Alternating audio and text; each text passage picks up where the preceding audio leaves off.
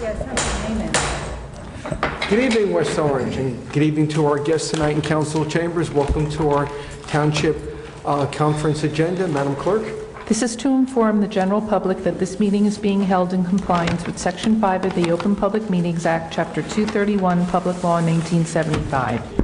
The annual notice was emailed to the Star Ledger and filed in the Township Clerk's office on September 26, 2018, and published in the West Orange Chronicle on October 4, 2018. Councilwoman Castellino? Present. Councilman Krokoviac? Present. Councilwoman Toot Brown? Present. Councilwoman McCartney? Present. Council President Garino. Present. Thank you, Madam Clerk, and good evening to my council colleagues. First off tonight, we want to make a presentation, a proclamation from the Township Council and the Office of Mayor Robert Parisi for a Metastatic Breast Cancer Awareness Day. And I'd like to ask Ms. Deborah Feinberg to come up to the podium, please, so we can make our presentation.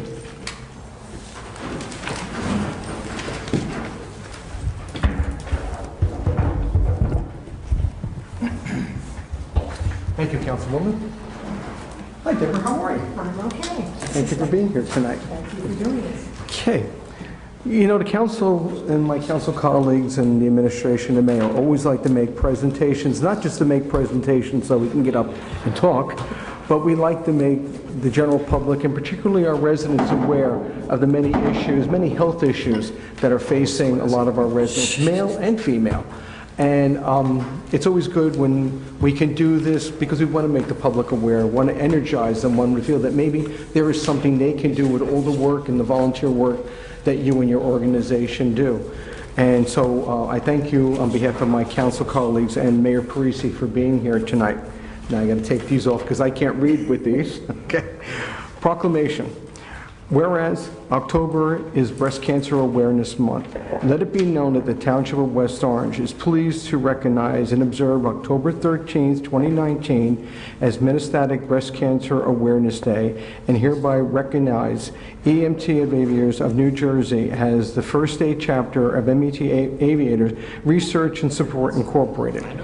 Whereas breast cancer is the most common type of cancer among women in the United States and second leading cause of cancer deaths, more than 1 in 8 women and 1 in 833 men will be diagnosed with breast cancer in their lifetimes. In 2019, an estimated 270,000 Americans will be diagnosed with breast cancer, including over 8,300 women in New Jersey. And whereas metastatic breast cancer occurs when breast cancer spreads to other parts of the body, including the bones, lungs, liver, and brain, and has an average life expectancy of 26 months, regardless of early detection, approximately 30% of stage 0 to stage 3 breast cancer will return as stage 4. Approximately 42,260 Americans will die from breast cancer in 2019, with 98% being from metastatic breast cancer. This is equivalent to 115 deaths per day. Whereas MET, am I pronouncing this right? Absolutely. No. Okay. Okay. Educates the public about metastatic breast cancer research.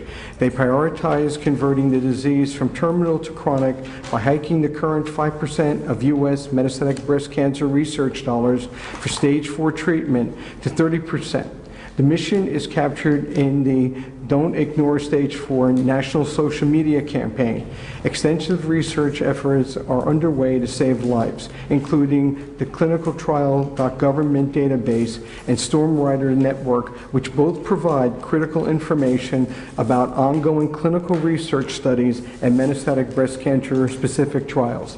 And whereas MET Aviators of New Jersey Facebook group was founded by Tammy Bowling and Lauren O'Brien of Scotch Plains in April 2019, has an active response to stage 4 metastatic breast cancer patients and their communities in and around New Jersey. It is a central network to access current metastatic breast cancer information, calls to action, and opportunities for community engagement. It also serves as a source of hope for patients, families, and friends impacted by the disease. And whereas the pink ribbon is well known for representing the fight against breast cancer, the metastatic breast cancer awareness ribbon color only includes pink as a thin overlay to signify that the cancer originates in the breast. The addition of green and teal represents the triumph of spring over winter, life over death, renewal, hope, immortality, healing, and spirituality. Now therefore be resolved by the Township Council of West Orange hereby joins the nation to recognize October 13th, 2019 as Metastatic Breast Cancer Awareness Day. Citizens are encouraged to join the efforts towards awareness of metastatic breast cancer. Be it further resolved that we, Mayor Robert D. Parisi, and the Township Council of the Township of West Orange, presents this proclamation as a sincere token of our best wishes, MET Aviators of New Jersey's representative. Thank you very much. Thank you. Please say a few words. I thank you again. This is an amazing town. You come through with walks and runs and proclamations and support for everyone. I became aware of metastatic breast cancer when my niece, at the age of 41, was diagnosed. She had had nothing, no history. She went in 41 years old with a 2-year-old and a 5-year-old. The prognosis was 9 to 36 months. That was 2015. It's 2019, and she's doing beautifully. She is the person who created Medavivors of New Jersey to promote awareness. It's really the awareness that creates the support, and that's why I thank you all. Because people say, why do you do this? And why would West Orange do it twice in their own way? But you can't do it enough, believe me, because when it knocks on your door, it knocks very loudly. And what you want is for the people to remember and do the research and do the support, because there is hope. There is tremendous hope along the way, and if my niece were here, she'd be an example of that, but unfortunately, she couldn't be here tonight, but she was in May. So thank you again for all your support, and let's all pray for a cure to make this not a terminal illness, but a chronic disease. We'll take that. It would be a great advance. Thank you again.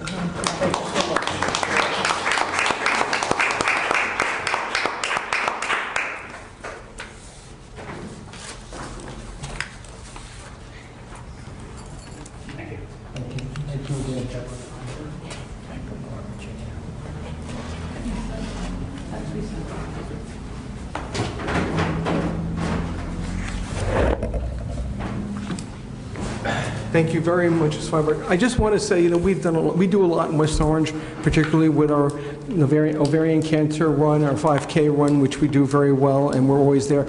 I just want to say, just to your words, there is hope with research. My sister, a year and a half ago, was diagnosed with stage 4 with lung cancer, and she never gave up, and with her doctors and with her infusion therapy and the chemo and never getting up and support from her siblings, my sister now, all the tumors are gone and they've shrunk, so there is hope. So thank you for helping us spread that hope, Ms. Feinberg. Thank you.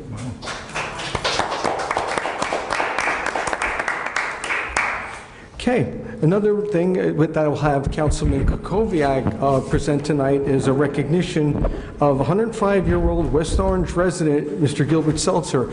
And I think Councilman Kukoviac would like Mr. Eben to come up.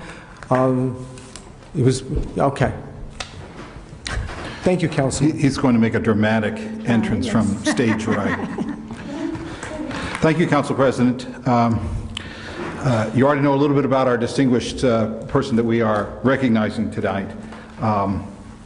We have many distinguished residents in town who have distinguished themselves professionally and militarily.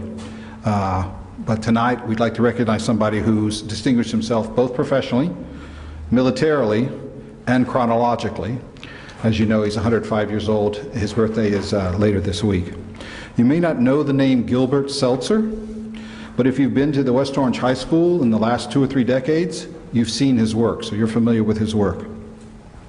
Before he was a distinguished architect practicing here in West Orange, he fought in World War II with the Allies, and he had one of the most interesting jobs in the military in World War II. He wasn't really a spy, but he was part of a group, an organization, a secret group called the Ghost Army. And the Ghost Army was one of the most well-kept secrets in World War II.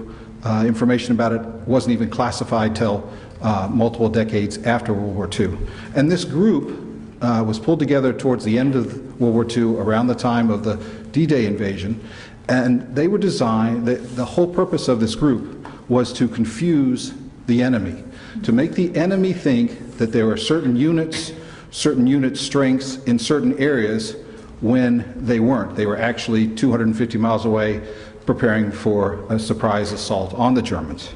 And it was an extremely successful organization, and he was a key part of it as an architect.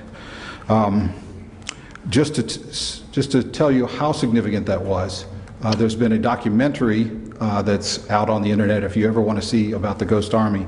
And there's actually in the works a movie, a full-fledged movie that's in production now. The movie's going to be directed by Ben Affleck. So he did some pretty cool things in World War II and then came home and continued as an architect. But because there's somebody here in West Orange who is much more distinguished in architecture than I am, I'd like to bring him up. His name is Jerry Eben. He's a architect and a planner. He's also a fellow of the American Institute of Architects, which is a very distinguished achievement. And before he comes up, I just wanted to also recognize that the president of the American Institute of Architects in New Jersey is also here with us today, Ms. Judith Donnelly. So I just want to say thank you for coming up. So Jerry, please come up and wow us some more with Mr. Seltzer. Mr.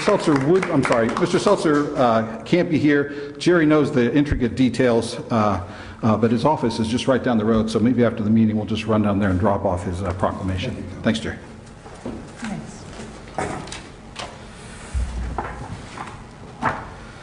Good evening, Council President, Council members, Township support staff, who were very helpful in the last couple of days, my fellow citizens, all of them out there in the audience. Again, my name is Jerry Eben, or Jerome Leslie Eben. I am a fellow in the American Institute of Architects, and I reside at 26 Walker Road, have done so for the last 44 years. From 2011 to 2013, I represented my home chapter, AIA New Jersey, of which Judy Donnelly is this year's president, on the National Board of the American Institute of Architects.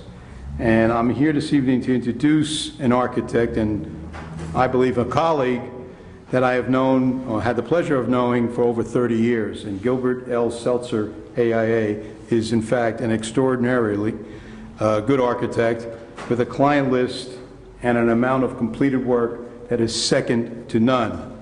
I guess after you've been working for 80 some odd years as an architect, you get a large list of accomplishments.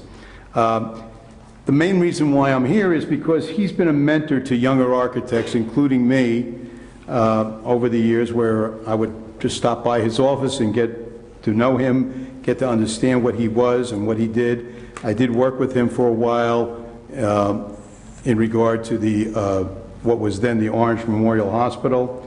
We did some work there together, and he's been a mentor to many other young architects. And for me, he was really the first person that I called when I was notified that I had gotten my fellowship.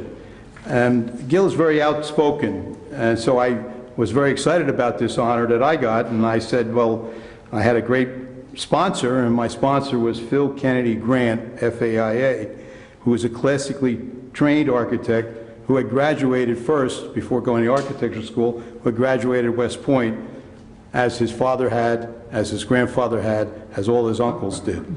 So a long history of West Point, and Gil's response to that was, so what? I did 5 buildings in West Point. So one of the buildings that he converted was the horse building, and I asked him recently, what was the horse building? He says it was a building where horses were, we had horses before we had trucks and big vehicles. And when the horses went away, they didn't just take the building away, they actually kept the building. It's a very historic building, and he put a building within a building. He built a building within the building. He was not allowed to touch the exterior walls of the horse building. So when you go to West Point, or if you go to West Point, which happens to be a beautiful campus, not far from here, you can go see the horse building, which is really a building within a building, which is his classroom building there. This past Memorial Day weekend, while my wife Marcia and I were on our way to New York City for the weekend, we had NPR on, and we were listening to the radio, and all of a sudden StoryCorps comes on, and it happened that the person that was interviewing the other person, the historic person, was Sarah Seltzer, who is Gil's granddaughter, and she was interviewing her grandfather. She would be here tonight, but she just delivered a baby. So Gil now has several great-grandbabies. So she would be here tonight. But anyway, you can listen to that StoryCorps tape, which is 3 minutes and 10 seconds long. Now, you want to know why I didn't time it while I was in the car, didn't look at my watch, but when the next business day, which was Tuesday after Memorial Day, I called Gil to congratulate him on his little interview from his granddaughter, and he says, you know, it was 3 minutes and 10 seconds. They were in my office for 3.5 hours, and all I got was 3 minutes and 10 seconds. So Gil is very opinionated, and I think at almost 105, he's allowed to be that way. I know that Gil was not born here. He was born in Canada. So joining the United States Army after coming to America in 1932, and that's where I get this whole thing about 80-plus years of experience as an architect. Part of the requirements of the University of Toronto School of Architecture in the 1930s, and even today, and maybe it's better if it would be done today because I have a lot of young people in my office, the requirement was that you had to work the 5 summers between your freshman year and when you graduated to get credit, to get a course credit. And it's 5 summers. You would go to work around June 1st, and you would come back to school around September 1st. And for the 5 summers that Gil worked, he worked at 101 Park Avenue, which in the day was called the Architects Building. I had the opportunity to work there in 1968 for a summer. Only I made, I guess in those days, I think I made about $90 for each week. Gil made nothing. He only got the credit. After all, it was in the middle of the Depression. I made $90 a week. He made 0, but he got a lot of experience. And when he finished his studies at Toronto, at the University of Toronto in Canada, he immigrated to the United States and stayed at the Architects Building and worked for various firms, and eventually became a partner in 1958. So he graduated about 1937. The war came in 1942. He went into the Army and got assigned to this particular brigade called the Ghost Army, and it was a top secret battalion of approximately 1,100 men who were multi-talented in the arts: architects, stage people, sound people. And what they did is actually built false encampments so that they would try to fool the enemy, in this case the German army, and they were quite successful. They've been credited, there's some documentation that you can find online, they've been credited with saving 30,000 Allied members' lives, 30,000 lives by their shenanigans, which is what and Gil calls it was pure shenanigans. They would just run around and do these fancy things and had loud sounds of tanks moving through these little villages, and the next morning the people would say, "Did you see the tanks? Did you see the tanks?" And everybody would say, "Yeah, we saw the tanks." There were no tanks, there were just loud noises of tanks. So they were able to convince people of that. And West Orange is blessed by having many architects in town who have done many things. Gil, as I said before, did some work with me at the Orange Memorial Hospital. But he also did, and I think the councilman mentioned, he did the library at West Orange High School. And there were many hours, maybe more hours by my son than my daughter, spent in the West Orange Library at West Orange High School. So it's a beautiful space that he created, and I think it was probably in the late 80s. I'm trying to remember exactly when it was. I don't actually know, but, well, I guess we can find that out. Again, Gil started his training in 1932. He is still working, albeit only 4 days a week. He goes to work every day except, I think, Friday, and this Friday will be his 105th birthday. So if you do the math, and architects are supposed to be good at math, he's been practicing architecture, if you start in 1932, and now it's 2019, he's been practicing architecture for over 80 years. And it's an amazing accomplishment. West Orange is known for many architects, and I had the opportunity to talk about, not only about these three architects, but also Gil when I was on the national board. So I am no Joe Fagan, and I didn't know that Joe was going to be here tonight, but I'm a proud member of the community, and I used to talk about when I was in Washington, D.C. at the AIA board, talked about Richard Upjohn, FAIA, who over a decade, starting at the beginning of the Civil War and at the beginning of this town's history, if I got my dates right, Mr. Fagan, 1862, was working on the St. Mark's Church across the street. He also designed the Holy Innocents Episcopal Church on Prospect Avenue much later on. Calvert Vaux and A.J. Davis, I'm told by Mr. Fagan, actually lived in town, along with Frederick Law Olmsted, designed Llewellyn Park, and there was a first planned residential community in the country right here in West Orange.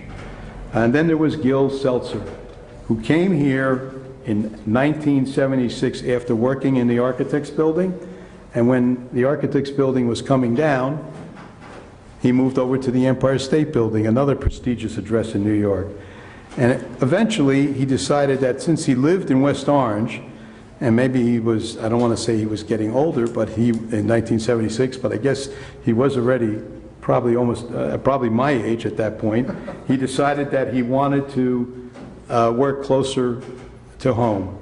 And so he found a space across the street in the Drill Building at 80 Main Street. He's been there since 1976. He had a larger office when he had staff. Now he has a smaller office, but you can always knock on the door and walk in and talk to him. He's a wonderful man to talk to. So again, I'm very glad to that the council and the mayor have decided to recognize this man. He is a wonderful gentleman, a wonderful architect. He's done unbelievable buildings all over the eastern part of the United States, courthouses, hospitals, UMDNJ. He was the chief architect of UMDNJ. So you can just imagine. And he tells the story that he got the job because they saw an ad in the paper and they wrote a letter, and then he gets a call one day and they said, "You can have the job." And he was like, there was no resume, he had obviously a big, thick portfolio of resume and buildings, and he had worked on unbelievable projects from up and down the East Coast, mostly public works, and is still working to today. And he, like I, are probably the last of the few architects that draw by hand. He does not use the computer. He despises the computer. I don't despise it, but he does. And he draws by hand, and he can still twirl a pencil. And when I say twirl a pencil, that's how you draw a line when you're an architect. You twirl the pencil along the T, well, for him it's the T-square, for me it's the parallel edge. So that's it. I would like to thank you again for the opportunity to just talk a little bit about my friend Gil Seltzer, and he's a great treasure for West Orange. Thank you, Mr. Jason.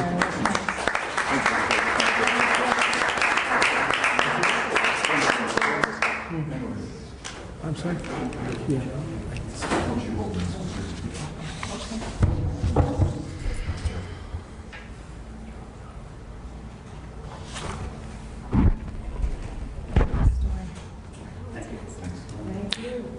Thank you, Mr. Eben, very much for the presentation, and thank you to Ms. Judith A. Donnelly, the president of the AA in New Jersey. Thank you for being here tonight.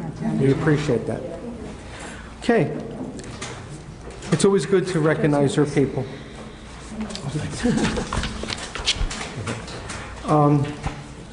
Discussion, 2020 council meeting dates. Madam Clerk? Did everyone get the dates? I'm sorry? Did everyone get the dates? Yes, And, I did. I mean, so. yeah, well, yeah.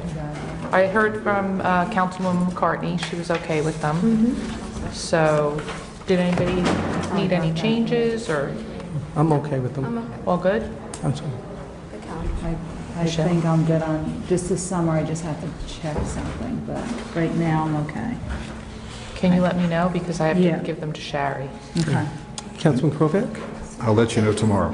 Let you know tomorrow. Oh, yeah, go ahead. Okay, Madam Clerk. Did you know what you may have an issue with, just so I can have an idea? There's somebody sitting in the audience who has to I have here on let me know what my social calendar is. Okay. And I haven't, I've made the mistake of not. Okay. Oh, okay.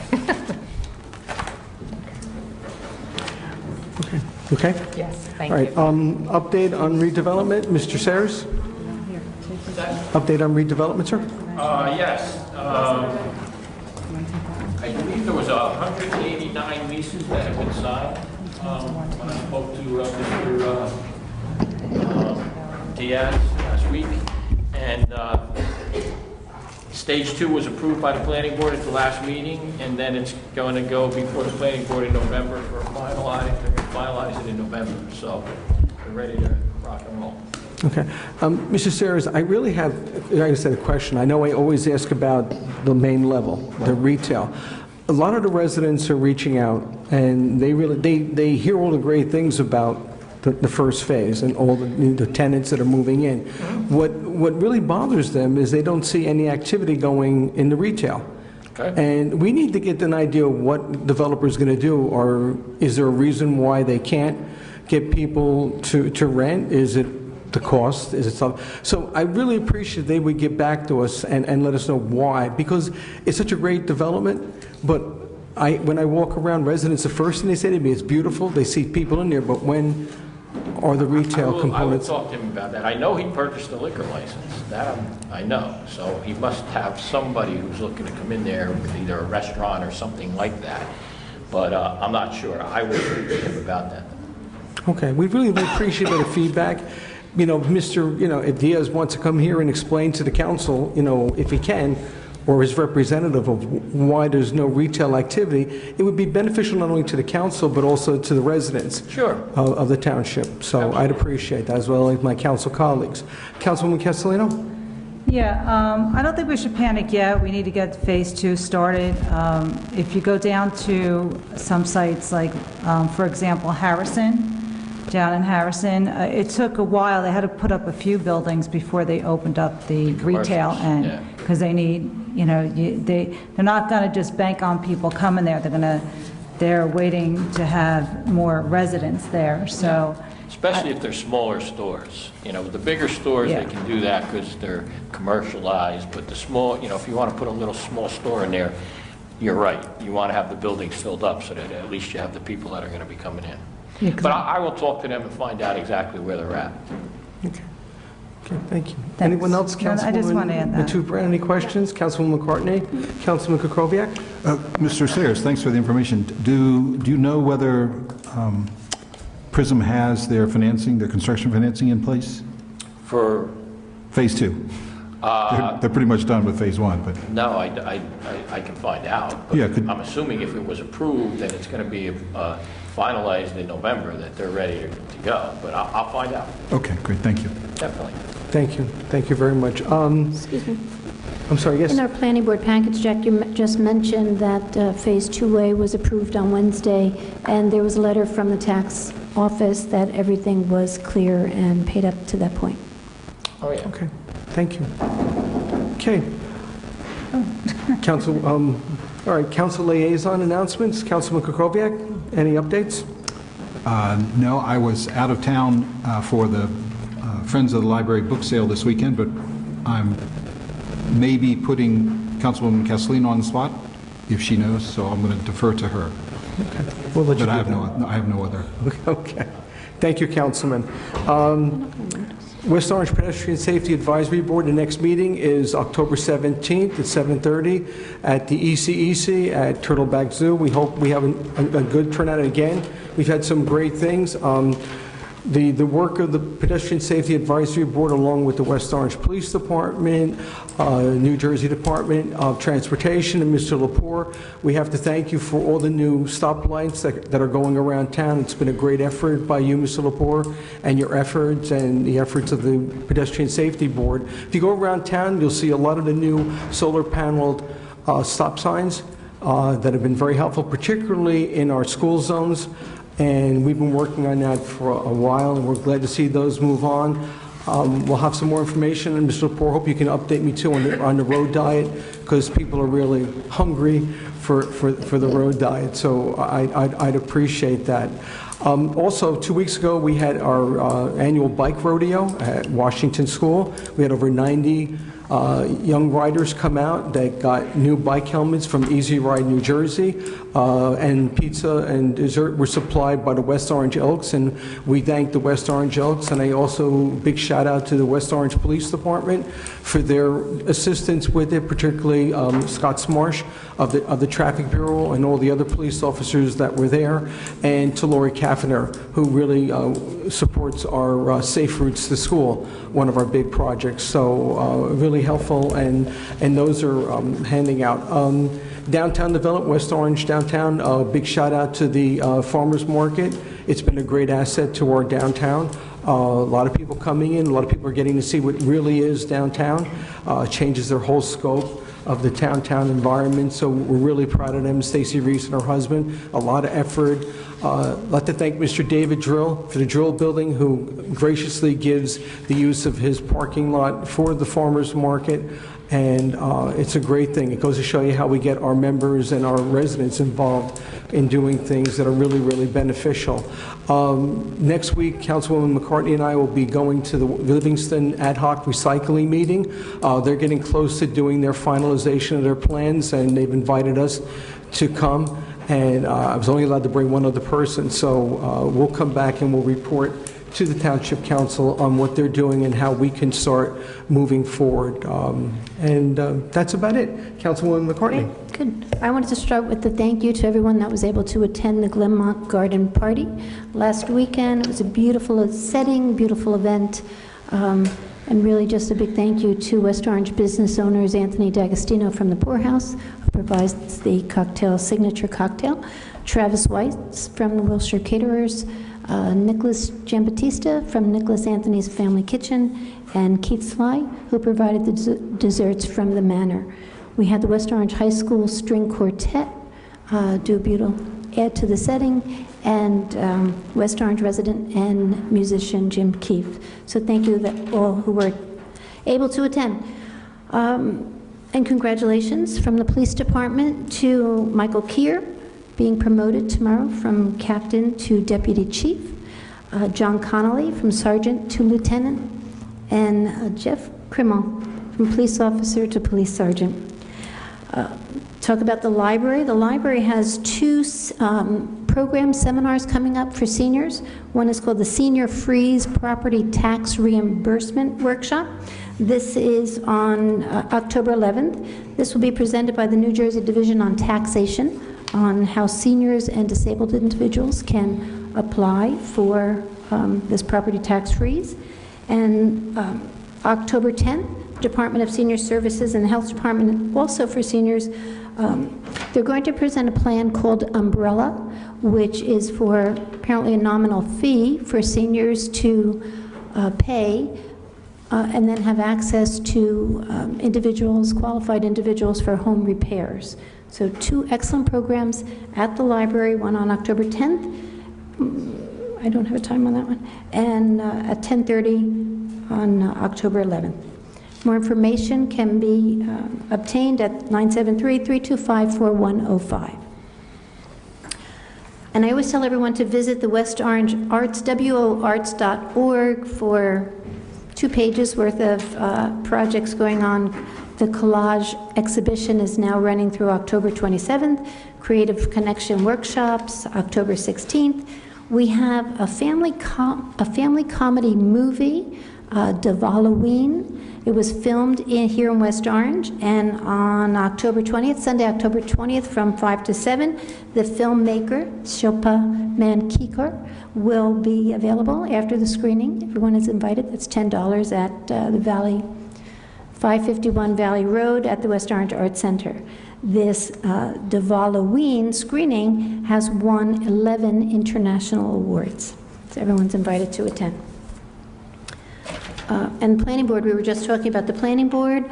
Wednesday night, the Planning Board approved 20 stacked townhomes. This is on the end of Babcock Place. This approximately, it's a portion of the old Barton Press building behind the Thomas Edison National Historic Park.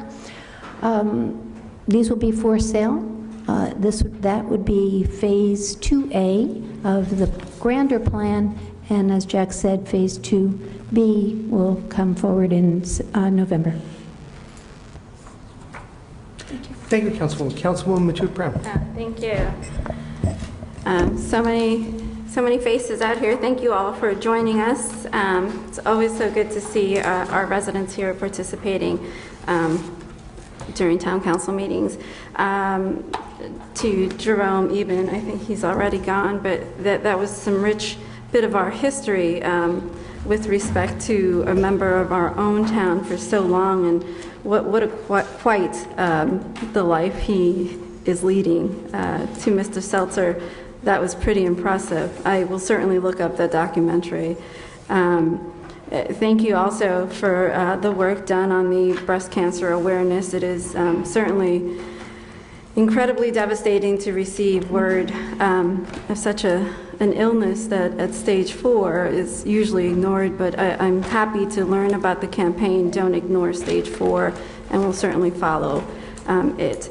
I also just wanted to thank all of the community members who participated in the Nikhil Bidlani run. I understand they surpassed their goal of $50,000 that they raised. It was really great to participate in that. Also wanted to make mention of the Italian flag raising, which is October 10th at 6:15 here in front of Town Hall. And also wanted to take a moment to thank my council colleagues and the residents who attended the town hall that I hosted at the high school, thanks to Dr. Cascone, with respect to the medicinal dispensaries. It was a lot of useful information, some things that I knew, some things I did not know, but certainly look forward to continuing those discussions on from a more informed platform.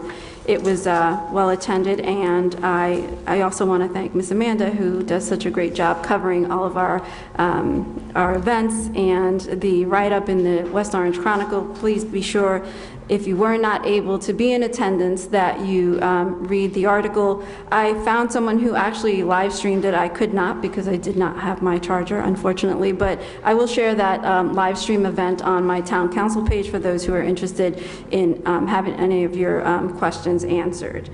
And that is it for me. Thank you, Council President. Thank you, Councilwoman. Councilwoman Castellino. Okay, I have some great news. So I sit on the liaison to the West Orange Board of Education, and a great exercise in shared services. The school district has been awarded the 2019 COPS Office School Prevention Program Award in just under $300,000. The award will be used to the items identified from the school security audit that the school district completed last year. So this is great news, much needed security equipment for our school district, and we're pretty fortunate with the group all working together. Board President Ken Alpert, he called us up, jumped right into it last year when we had a meeting with Millennium Strategies. Acting Superintendent Evany Demendis, I got to give her kudos. She had her hands full last year with taking over the school district, and to take on such a feat with this with this grant of this magnitude. We really have to thank her for her efforts. And of course, our police department, Chief Abbott, John Morella, all our staff that participated. Mr. Sayers, please, you know, I corresponded with the chief. So great news and great for our students. Also, happy birthday to Mr. Seltzer, and thank you to Jerry Eben. That was just so great to hear all that information, to hear like our wonderful residents that we don't know about, and to hear some great stories about their lives. I really appreciate that share that Jerry came. Thank you, Councilman, for suggesting and bringing them up here this evening. This Thursday night will be the Public Relations Commission's meeting at 6:30 here in council, the town hall meeting room down the hall. And our commissioners will be there for the flag raising at 6:15 for the West Orange Unico Italian flag raising. So we're excited about that. And I want to thank all our commissioners this year. They've been great cheerleaders for the community, coming out to all town events to be there and to be present and to give support to especially a lot of ribbon cuttings. We had a ribbon cutting a couple weeks ago, not just for a new business, but for a business reinvesting in our community. So we congratulate JAG Physical Therapy for expanding their office space, staying in town, and, you know, celebrating 18 years. Next week, we'll be celebrating Posture Perfect, over 20 years in the township, moved to a new location not too long ago. So just having some great West Orange business owners stay here in town and look to continue their businesses here. So we're very grateful to that. West Orange Recreation announcements, very busy. Thank you, Councilwoman. You announced all the senior activities coming up, which has been great. Also, the senior Halloween party, October 25th, 11:30 to 2:30 at Cat Civic Center. On October 26th, we start right across the street at 80 Main, right by the farmers market, behind the farmers market, with Barktober Dog Parade. So dressed up your pets and dress up as well and come on down. October 26th, registration starts at 9:30 a.m. and the parade starts at 10:15, so that should be a great day, which will lead up later in the evening at Liberty Middle School at 6 p.m. for the annual West Orange Halloween Gala. So we look forward to a fun, full day. We also have later that week on the 30th, the West Orange Community Band at Liberty's Middle School. That is at 7:30 p.m. What's been great, if you haven't had a chance to listen to our residents or adults in the community perform and gather together, this has been such a great effort and collaboration. I went to the last performance and just so much talent. It makes me want to break out my cello, but I don't know, it's been too many years, so I don't know if that's a good idea or not. But kudos to all our community members that participate and go out, and you know, they have a lot of practices and they're very serious and extremely talented. So if you get a chance to go to Liberty Middle School that evening, try to go. I just want to give kudos out. I'm not sure if she's here. Tammy Williams for West Orange run for Zach yesterday up at Rock Spring Country Club. The run was the group that has been advocating and awareness for suicide prevention in the township, and a beautiful job, very passionate stories, very heartwarming, and I know his parents, they were there, and just, you did such a nice job, Tammy, and your group, so thank you very much. And thank you to the neighbors in the up at Rock Spring that dealt with the traffic and whatnot and the closures. So we appreciate them, but all for a good cause. So we wanted to shout out and thank you to them. And you know, Rock Spring Golf Course has been very busy, and we've been very fortunate. And so if you're looking to have a Christmas party, a birthday party, or just want to go get a quick bite to eat, the club is open for our residents. So come on up and come spend some money up there, because it's all coming back to the township. Thank you, Council President. Thank you. I'd be remiss if I didn't mention this. We're also always proud of our youth in West Orange, and it's a great thing when we can celebrate how our youth go through different organizations, particularly the Boy Scouts. And on this Sunday, Truman Zachary Siegel of West Orange Troop 2 will attain the rank of Eagle Scout. and we send our congratulations out to him and his family and Troop 2. He's the 72nd West Orange resident to receive attain Eagle Scout status, and again, our congratulations to him and his family and his troop and the leaders of Troop 2. And, you know, we're really excited. It's a great thing for our youth in West Orange, how we just keep pushing our programs and how these young men and women really, really try to show the true spirit of West Orange. Thank you. Madam Clerk? Oh, I'm sorry, Councilwoman McCartney. I'm sorry, forgot one more, and this is a big one. A great weekend with the Friends of the West Orange Public Library. And I see Michelle Martin here. Big thank you to her and all the trustees. Great job, and thanks for all the residents for donating the books and for coming out to the book sale. Marge Minion, Peter Pekowski, Jerry Sweeney, Frank Nicoletti, Robin Rockman, and so many more folks were out there this weekend. And a lot of funds were raised. So thank you to the community and for all their hard work. And we look forward to having another event this spring. Thank you. Now, completed now. Last one on the list. Thank you. Madam Clerk. This is to inform the general public that this meeting is being held in compliance with Section 5 of the Open Public Meetings Act, Chapter 231, Public Law 1975. The annual notice was emailed to the Star Ledger and filed in the Township Clerk's office on September 26, 2018, and published in the West Orange Chronicle on October 4, 2018. Councilwoman Castellino? Present. Councilman Krokoviac? Present. Councilwoman Matute Brown? Present. Councilwoman McCartney? Present. Council President Garino. Present. Will everyone please rise for the Pledge of Allegiance?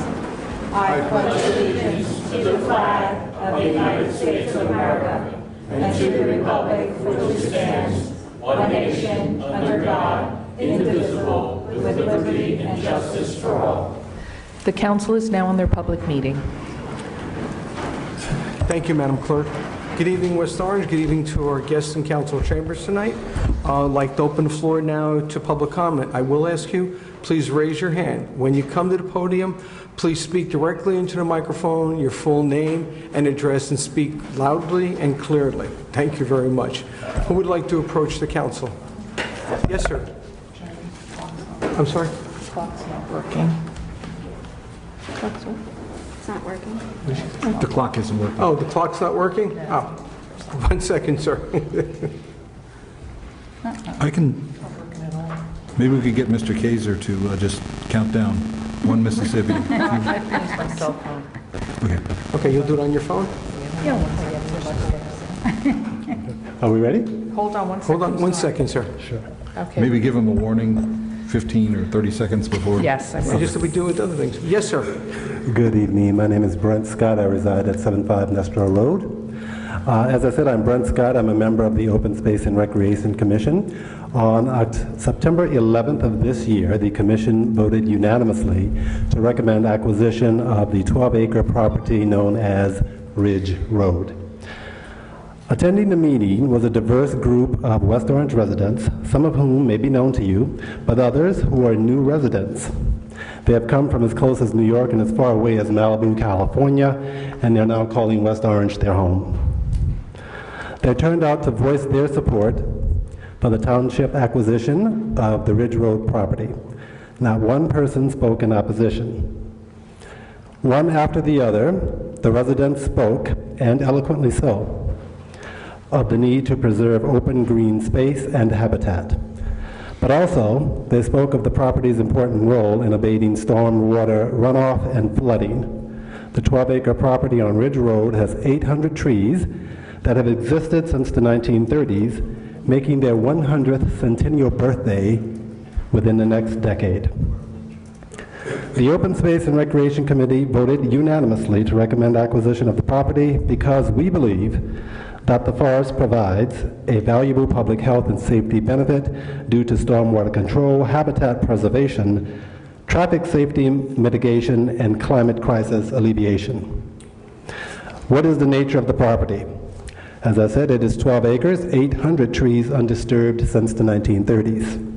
700 linear feet of the property is on Ridge Road. However, 1,500 linear feet is on Mount Pleasant Avenue.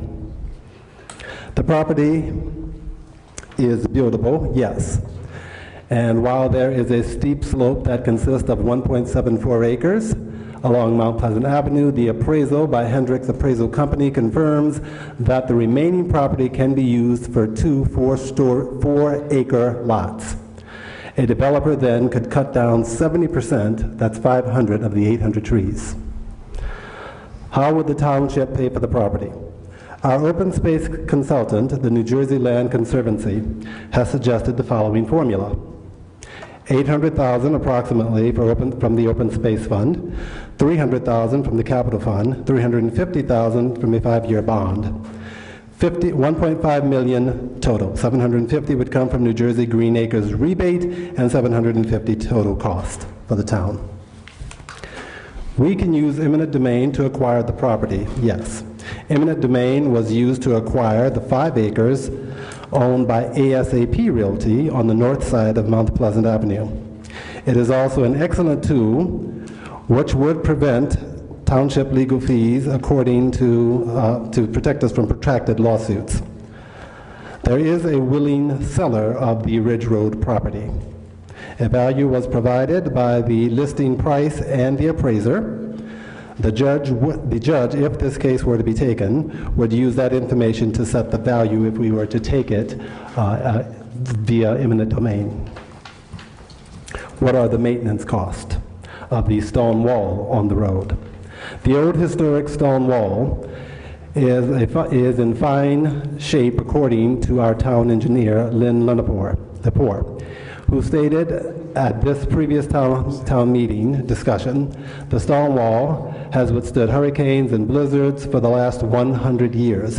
It is a cultural and historic icon of our town.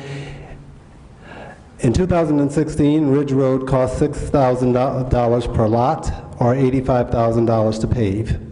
It was previously paved 30 years earlier. The township would be responsible for its share. What is the condition of the forest? Many of us, including myself, have visited the forest. It is a precious core forest with many large old trees and many succession trees. Our town forester, in fact, has stated that he is in favor of preserving the property. What about the land, the tax roll, the taxes? The commission believes You have that 30 the value. seconds. Thank you. The commission believes that the value of life saved by preventing car and school bus accidents by preserving the forest, whose existence helps prevent traffic, outweighs the cost. I just want to point out that this is an excellent piece of property to purchase, and it is, as someone who has just come back from South Korea over the summer, who went to many UNESCO sites and visited many historic sites, that is very, very important and very valuable to the quality of life of the people who live there.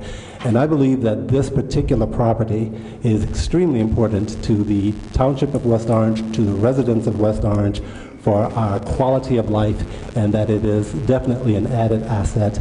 And I implore this council to approve acquisition of the property at Ridge Road. Thank you.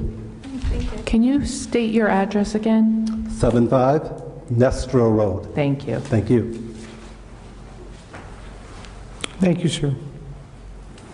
Anyone else? Yes. Yes, ma'am, in the back. The clock is working now. It's working. Good evening. I had a really serious root canal today, but I honestly think this is kind of the more painful part of my day, because I really just Can you state your name and address, Sure. please? My name is Joyce Rudin. I live at Woodland Avenue in West Orange. Thank you. I just want to echo so much of what the earlier speaker just spoke. I've attended all of these open space and recreation meetings, and I've heard everybody speak, and I've heard all of the arguments, and I also am strongly in favor of saving this land. And I think it's really time, more than ever, when we watch what's going on in our country, that we be forthright and we have an open conversation about what's going on, and we really face the truth that we are in a period of time of extreme climate danger. And the way to stop this is to stop it locally. We have to start by purchasing land and then building out and showing an example to the nation that we can do something on a local level and build on that. There are two paths that you guys are facing. We already know that the Open Space and Recreation Commission has requested that a resolution go forward. You can choose to go forward and purchase the land. We know that residents have always voted in favor of funding open space for our community, for our county, for our state. Overwhelmingly, the public has requested over and over to buy open space, not just for recreation, but just to maintain open space for open space. The real plus about this particular property is that our consultant from the Land Conservancy, Barbara Heskins Davis, said that we would be eligible for a 750 green acres reimbursement from the state for this, and she felt that West Orange would be in very good standing to get this money, and it would not drain our current open space and trust fund. In fact, it would leave more money in our fund in the future when we will need it for paying back the debt that was just incurred by purchasing the golf course. So the other option, as was mentioned, is to go for eminent domain, which is really a win-win. There's a lot of conservation benefits to maintaining this land. There have been over 60 accidents. You all know about that. Some of you have been involved in accidents on this road. And we really don't want to face any more dangers. This is a bus route. So on the one hand, we purchased the property. The public who has already spoken in favor of maintaining green space wins. The other option that we have facing us is that the property falls into the hands of the developer. The land is destroyed, the trees are taken down, and then possibly we're going to find what we found with the rock, which is that the land is really not a good place for development, and we, West Orange, are left with a mess. So there are two paths in front of us. We use our open space money, we apply for green acres, we get reimbursement back into our fund, or we let this fall into the hands of the developer. So tonight I really hope that you will possibly come forth with a resolution. However you do decide, I would really request that each of you make it clear why you are choosing what you are choosing to the public so that we can really understand this and have a transparent conversation on this. Thank you so much. Thank you, Joyce. Sorry, before you say, could you just repeat one detail that you mentioned? The green acre property. Yes. Excuse me, sir. Excuse me, sir. You can come up and ask your question when it's your turn, okay, sir? But Ms. Rudin is speaking right now, so, He wanted her to repeat something. I'm sorry? No. Before she leaves, can she just repeat? Okay. New Jersey has a program called Green Acres, which is set up by the state, which we fund through our tax dollars. The intention of Green Acres is to preserve open space.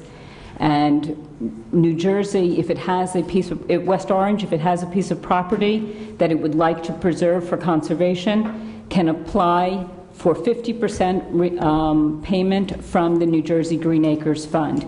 We lay out the money, the $1.5 million, and in return, we get from New Jersey Green Acres $750,000 back.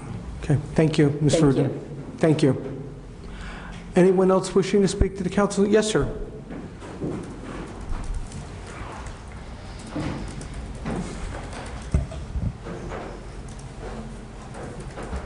Good evening, everybody. My name is Sia Pak. I live in 235 Mount Pleasant Avenue. What's your name again, sir? I couldn't hear you. Sia Pak, CIA, my first name, P-A-K, my last name. I own a media company at United Nations, and I've been there since I had a full set of hair. My honorable lady here, she said that she's here with the root canal. I'm here on the night of my wedding anniversary. The only reason I'm here is I live right across from the forest. And that forest means everything for us who live at the Mount Pleasant. And they tried once to destroy it and to build houses, but I beg you guys, since you have the power and we have the money to buy the land, to make it official so we can enjoy the land, and after us they can enjoy the land. Thank you. Thank you. Thank you, sir. Anyone else? Yes, Mark.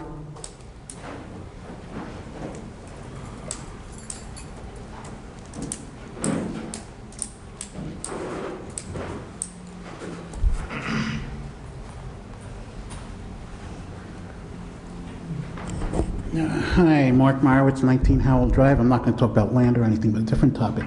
I'd like to talk about the Operation Hope. Remember about 3 years ago, the township initiated a program to help drug addicts come in and anonymously, or pretty much anonymously, get help and get the township to help with their drug addiction.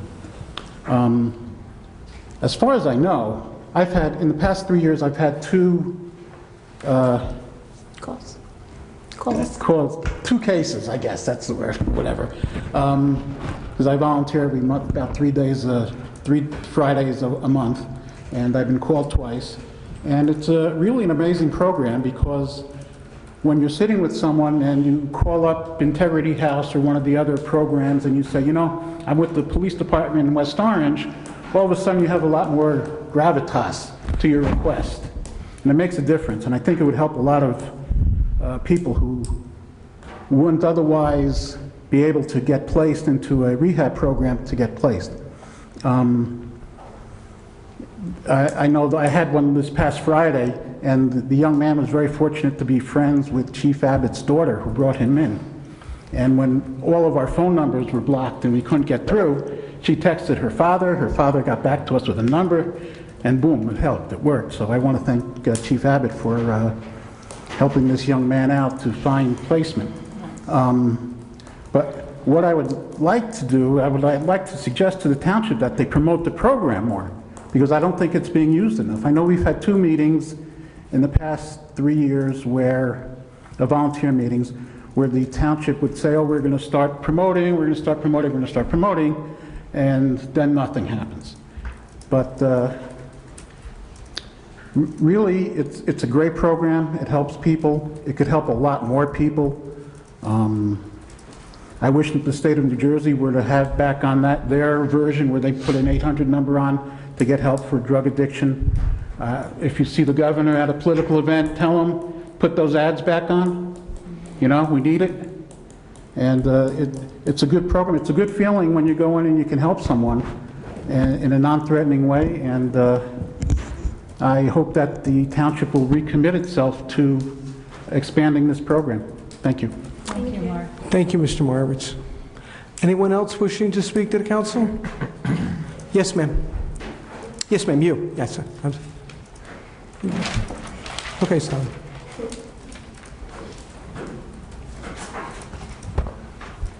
Sally Malanga, Ridge Road. Good to see all of you. Just a quick clarification. I really appreciate the other speakers getting up and speaking about the forest. We've all been very concerned about it, and I know you have been also, all doing your due diligence. There's 2 things that I wanted to just be really clear about, and that is at the February 19th, 2019 Town Council meeting, the mayor made representations that both properties would be fine, the Rock Spring, the Ridge Road, neither would interfere with each other. There was enough money in the pot for both to be accomplished and to be preserved, and I appreciated his support on that. Since then, there's been a lot of talk about the wall, the road, all kinds of things, and I believe those are de minimis compared with the value of preserving the property for the public good, as well as the fact that it's economically very important to us. I would urge you not to walk away from a $750,000 grant that would come our way from Green Acres in 2020. Our consultant told us we would very likely get it. This is something that Green Acres loves to do. This is part of their mission. And then in 2021, we could apply again for more grant money for Rock Spring. So it's really a win-win-win situation for both sides of town. Our consultant has also said that they are trained in doing the negotiations, so you wouldn't have to do that either. So everything's being laid out for you very, very nicely in a path that takes you forward to acquiring an important piece of property that benefits everybody safety-wise and financially, whereas not preserving it could lead us down the road of chaos, more lawsuits, problems, unhappiness. So I hope that you agree with the public and that you'll make every effort, each one of you, to acquire this property. And thank you very much for your consideration. Thank you. Thank you, Mrs. Malanga. Yes, ma'am. Please.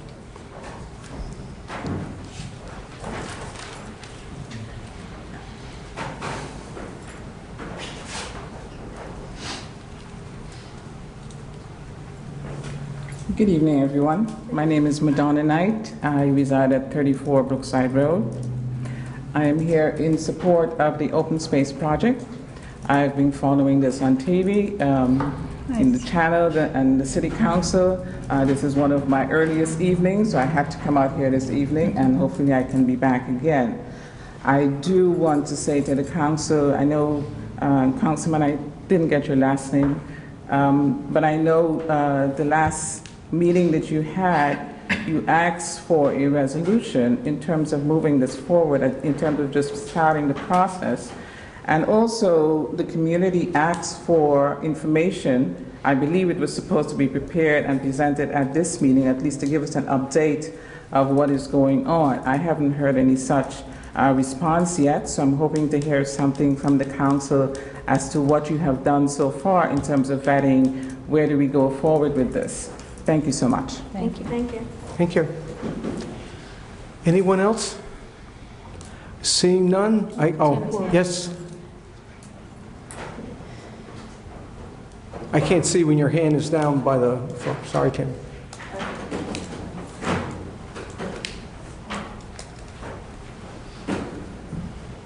Good evening. My name is Tammy Williams, Hillside Avenue in West Orange, and founder of the West Orange Stop Suicide Advocacy Coalition. Just wanted to thank the township, the council, all the departments in the township, police department, fire department, CERT department.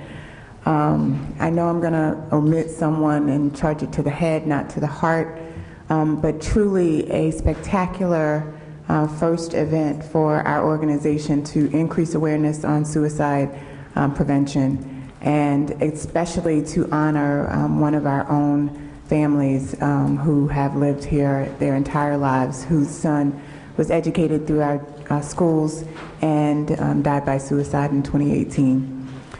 It was just an outpouring of love and support for not only this family, but again, to just bring awareness to this epidemic, which is the 10th leading cause of death in the United States. So again, thank you to everyone who came out. Thank you for giving us the opportunity to just deliver this message. We're also working with the West Orange Police Department and Fire Department, and we have secured training for them for the month of October and November for their annual training series. So again, just thankful for that. And if I'm not mistaken, at Liberty Middle School, either the 18th or the 24th, but I'm sure it's online on the Board of Ed website, they will be holding a community seminar on suicide awareness, knowing the signs and prevention. So again, just getting this message delivered so that we can ensure that West Orange is a suicide-free zone. We just want to decrease the incidence of this epidemic in our community. So thank you for everyone who supported this event, all your contributions, and we'll report soon on how successful we were. Thank you. Thank you, Chairman.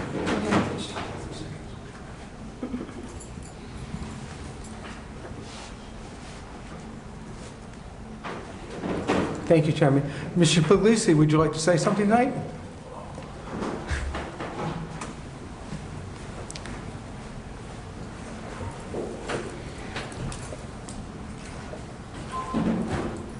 Hi, Anthony Puglisi, representing County Executive Joe DiFincenzo. Just wanted to share some upcoming events that the county is sponsoring. First of all, on October 19th is the Computer and Electronic Recycling Day in Cedar Grove. This is a new location.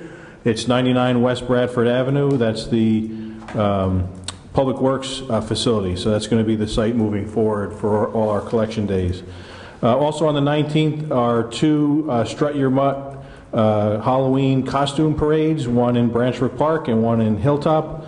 And then a second round of Strut Your Mutt parades is on Saturday, October 26th in Brookdale Park and South Mountain Reservation. And then rounding out our Halloween events, October 25th is Gardens Aglow, in which we ask high school students from around the county to decorate jack-o'-lanterns, and then we place them around the flower beds at the Presby Memorial Iris Gardens. So all of that information can be found on our website, EssexCountyNJ.org, in the events section, and we look forward to seeing everybody there. Thank you. Thank you. Thank you so much. With that, yes, sir.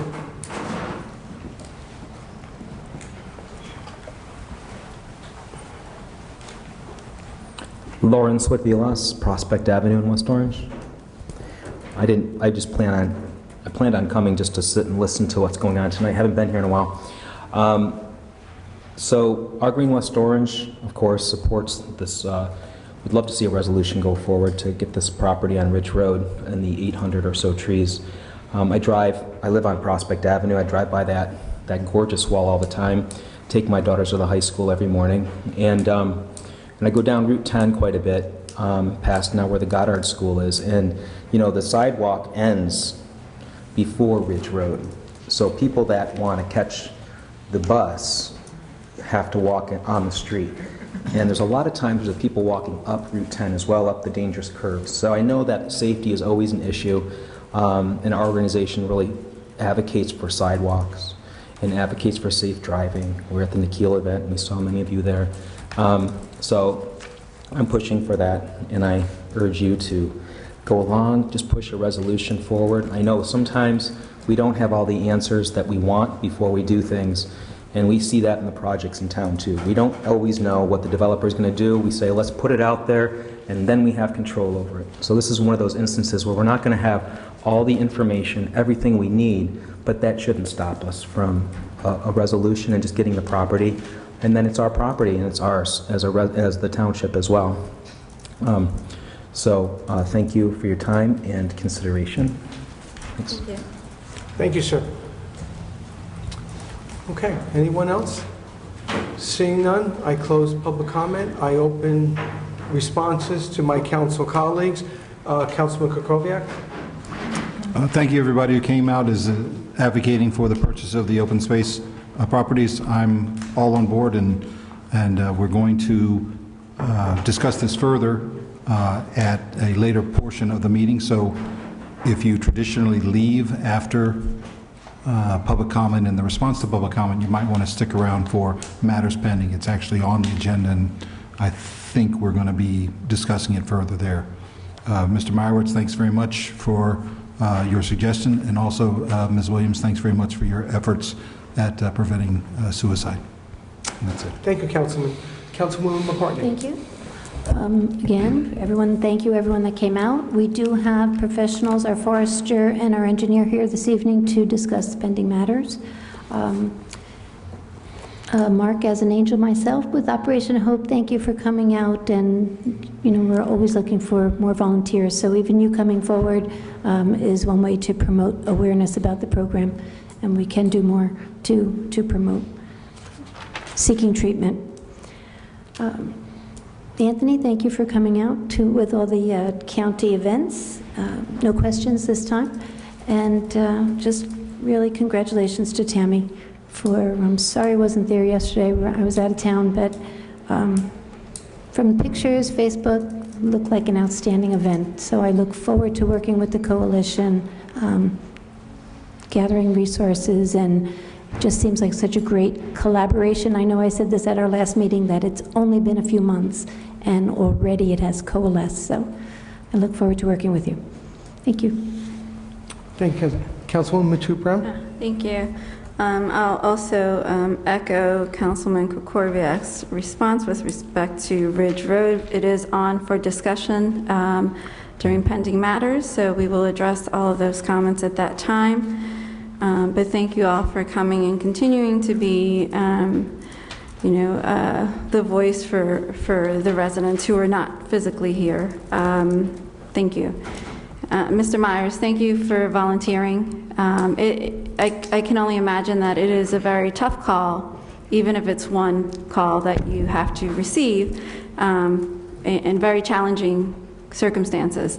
But thank you for putting yourself out there and volunteering. It really is something that we should promote more. I know I see it on the website, but speaking about it during town councils or doing more active discussions would help bring awareness to the program. That's very valuable, and thank you for that. Mr. Puglisi, I will just say the recycling facility, the new recycling facility, if you have not visited, please do so. It's like clockwork. We were there, my husband and I, a couple of weekends ago, and we just pulled up, and it was like all of the Public Works employees descended on the cars and just took everything, and it was really a very simple process, and certainly didn't take any time whatsoever. So if you have any recycling to do, please take advantage of that. Certainly helped us clear out some of our garage stuff, to say the least. Ms. Williams, I'm sorry that I could not make it. It was our daughter's birthday, and we had a prior commitment, but I saw some pictures, and thank you for the work that you're doing with the volunteers on raising awareness of this event. Hopefully I'll be able to, if it's open to the public at Liberty, is that just a school event? Okay, it is open to the public, so I'll look out for that as well, so I can join in that conversation. And that's it for me. Thank you. Thank you, Councilwoman. Councilwoman Castellino. Yeah, I'll start off with, Tammy, I just want to add to my earlier comments. What was great about yesterday also, you had a lot of the young high school students there, which is so very important, and because they spread that message. And you had the bracelets and awareness and just great energy, and that's what you need. And to go over to where Mark's work that he's doing and the others that are doing, all of you that volunteer for Operation Hope, you're giving someone an opportunity to hopefully move forward with their life, and there's nothing more important than that. So thank you to all that give that effort. But to promote it, we have our public information officer here. Mark, just so you know that Mrs. Duffy, who just had recently retired, she had initiated the program for us with the police department, and now Laura Van Dyke also handles our senior services. She now has taken it over, so I know I'll reach out to her tomorrow to see what we could get done. I'm sure Mr. Fagan, he's sitting here, and I'm sure he'll reach out to her too to see what else. But you're right, I haven't seen anything out there recently. Facebook is great. We get a lot, time to time on Facebook, but, maybe posters and some other awareness. So thanks for bringing that to our attention. In regards to Ridge Road, we had asked last time we met, to put it on pending matters, which we will discuss, so I'm not going to get into it too much. But I went up there, Mr. Scott, and I had walked the property myself, been by there a few times. It's tricky because it's on a private road, and so there are a lot of questions to what our responsibility would be. And I know Mr. Gross is in here tonight, which there are questions for him, but I got a lot of information. But in order to put this property together, we would have to bond it, and then my question, I'll save my questions for that time. But, we had questions. I know the next morning I submitted a bunch of them, and I appreciate our staff for being here this evening, and Mr. Kaiser as well could help us out with hopefully a few of our answers so we can move forward. Thank you, Council President. Thank you, Councilwoman. Mark, it's a good thing you brought up, good point. If you really want to see us do more, you should volunteer, if you'd like to. And it'd be nice, because people like yourself who really feel that sincere about it, I'm sure they look for, more. And you're a giving person, so, I would look forward to that, I'm sure. If you reach out to them and to Chief Abbott, I'm sure it'd be a benefit. In consideration for Ridge Road, I still have my questions. That's why the professionals and Mr. Lepore and Mr. Lindstrom that I asked to be here tonight, because I get people on email saying, well, Mr. Lepore said the wall is fine. Mr. Lepore has never said the wall is fine. So I need to hear that from our professionals. And the same thing with the inventory of the trees, the conditions of the trees and the woodland, to the exposure of the township. And those are all the questions I believe my council, and I'm not speaking for my colleagues, I'm just saying that I believe my council colleagues may have those same questions too. When it comes to the $300,000 extra, that's in the budget, but that's not just for that open space and use there, that's for others. Do you remember, we do have other open space properties that we need to maintain. So you don't just take everything and put it to one piece of property.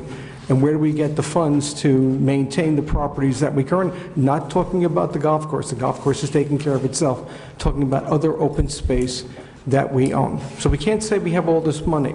And we can't say about Green Acres money that, I don't know what consultant you're talking about, but says that we would get it. It's a chance. It's a chance you may not get it, because there's so many other people applying for the limited amount of Green Acres money. So we will talk during matters pending.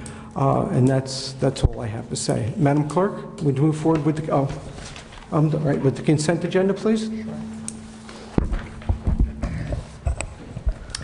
Approval of minutes of previous meeting, public meeting, September 24th, 2019. Consent. Consent.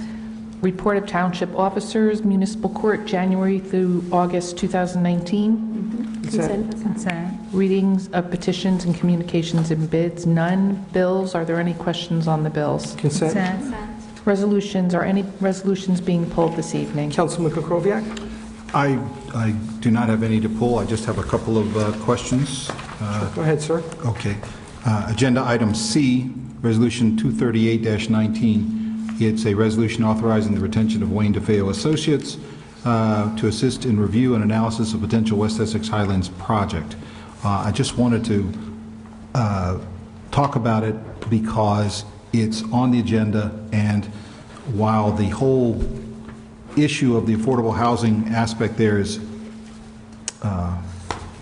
in mediation that's supposed to be confidential, the fact that this is on our agenda and is public, I just wanted to make sure that people who are following the issues at West Essex Highlands know that this is going on. So I don't know if Mr. Lepore is the right person to just sort of describe why we need this. I don't know whether you've been involved in this. I don't know whether you were on the mediation call today, but there's been a little wrinkle there. But essentially what this is Mr. Lepore, you're not getting up and walking over to the, so I don't want to put you on the... Mediation calls actually.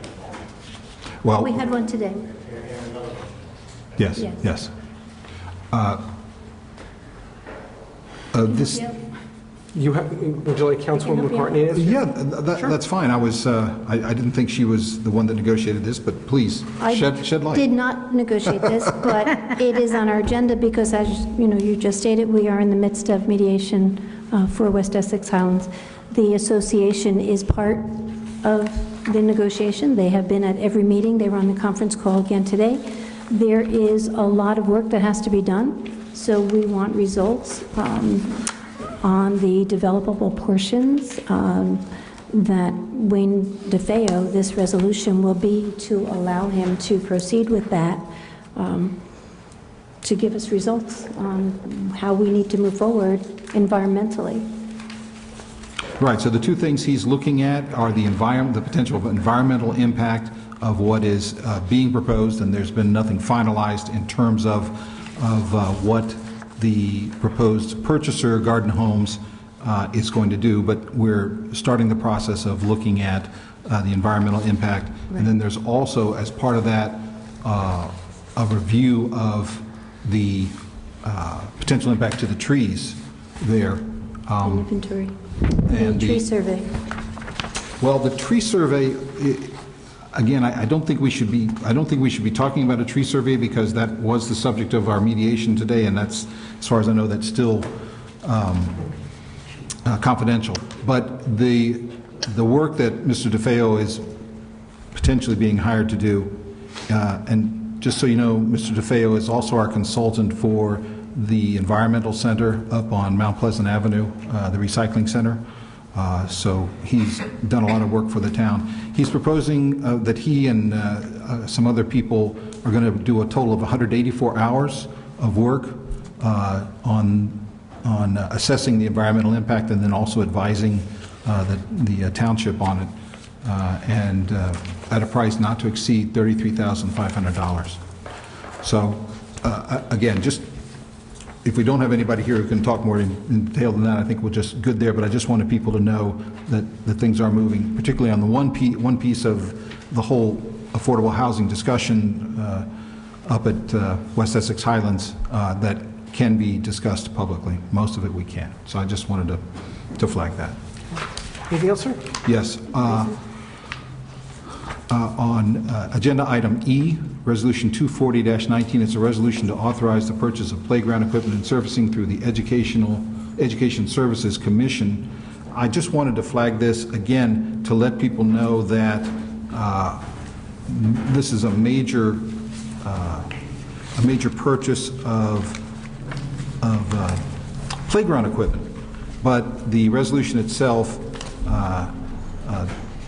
doesn't have a lot of detail, but there's an attachment of the tons and tons of equipment that are going into replacing the playground equipment at O'Connor Park, and it's going to cost us about $156,000 to purchase the equipment and another $92,000 to put it in.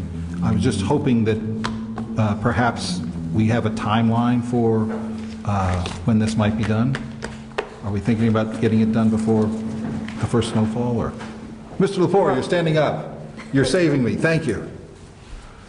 Actually, council members, this is the special needs playground at O'Connor Park that was voted upon last November by the voters of West Orange. So with the authorization of the capital budget, we're now in a position to purchase the equipment through a cooperative.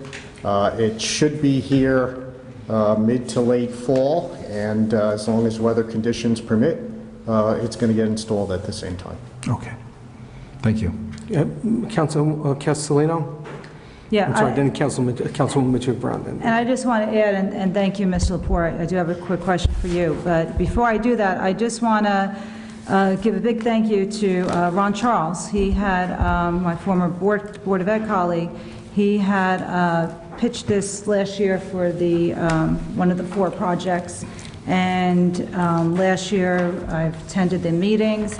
He has, with Mr. Keogh and Mr. Lepore, they have all worked with our special education parent advocacy groups, PASS and CPAC, within the school district. So that's how they created the list of items that will go within the playground. I also know part of this is for the rubber. What do they call that now? There's a special surface that they use under this equipment. So my question for you, Mr. Lepore, is I know so 2 things. So one is with the installation, I assume you're going to have to rework the parking with handicap spots? There'll be some additional handicap stalls. I think actually, I think we're going to eliminate the 2 that are there now because of the slope is too steep up to the area. So we're going to put, I believe, about a half a dozen stalls around the circle itself. Okay, and I know when we were at the meeting, it was very important for the signage, especially with children with severe allergies.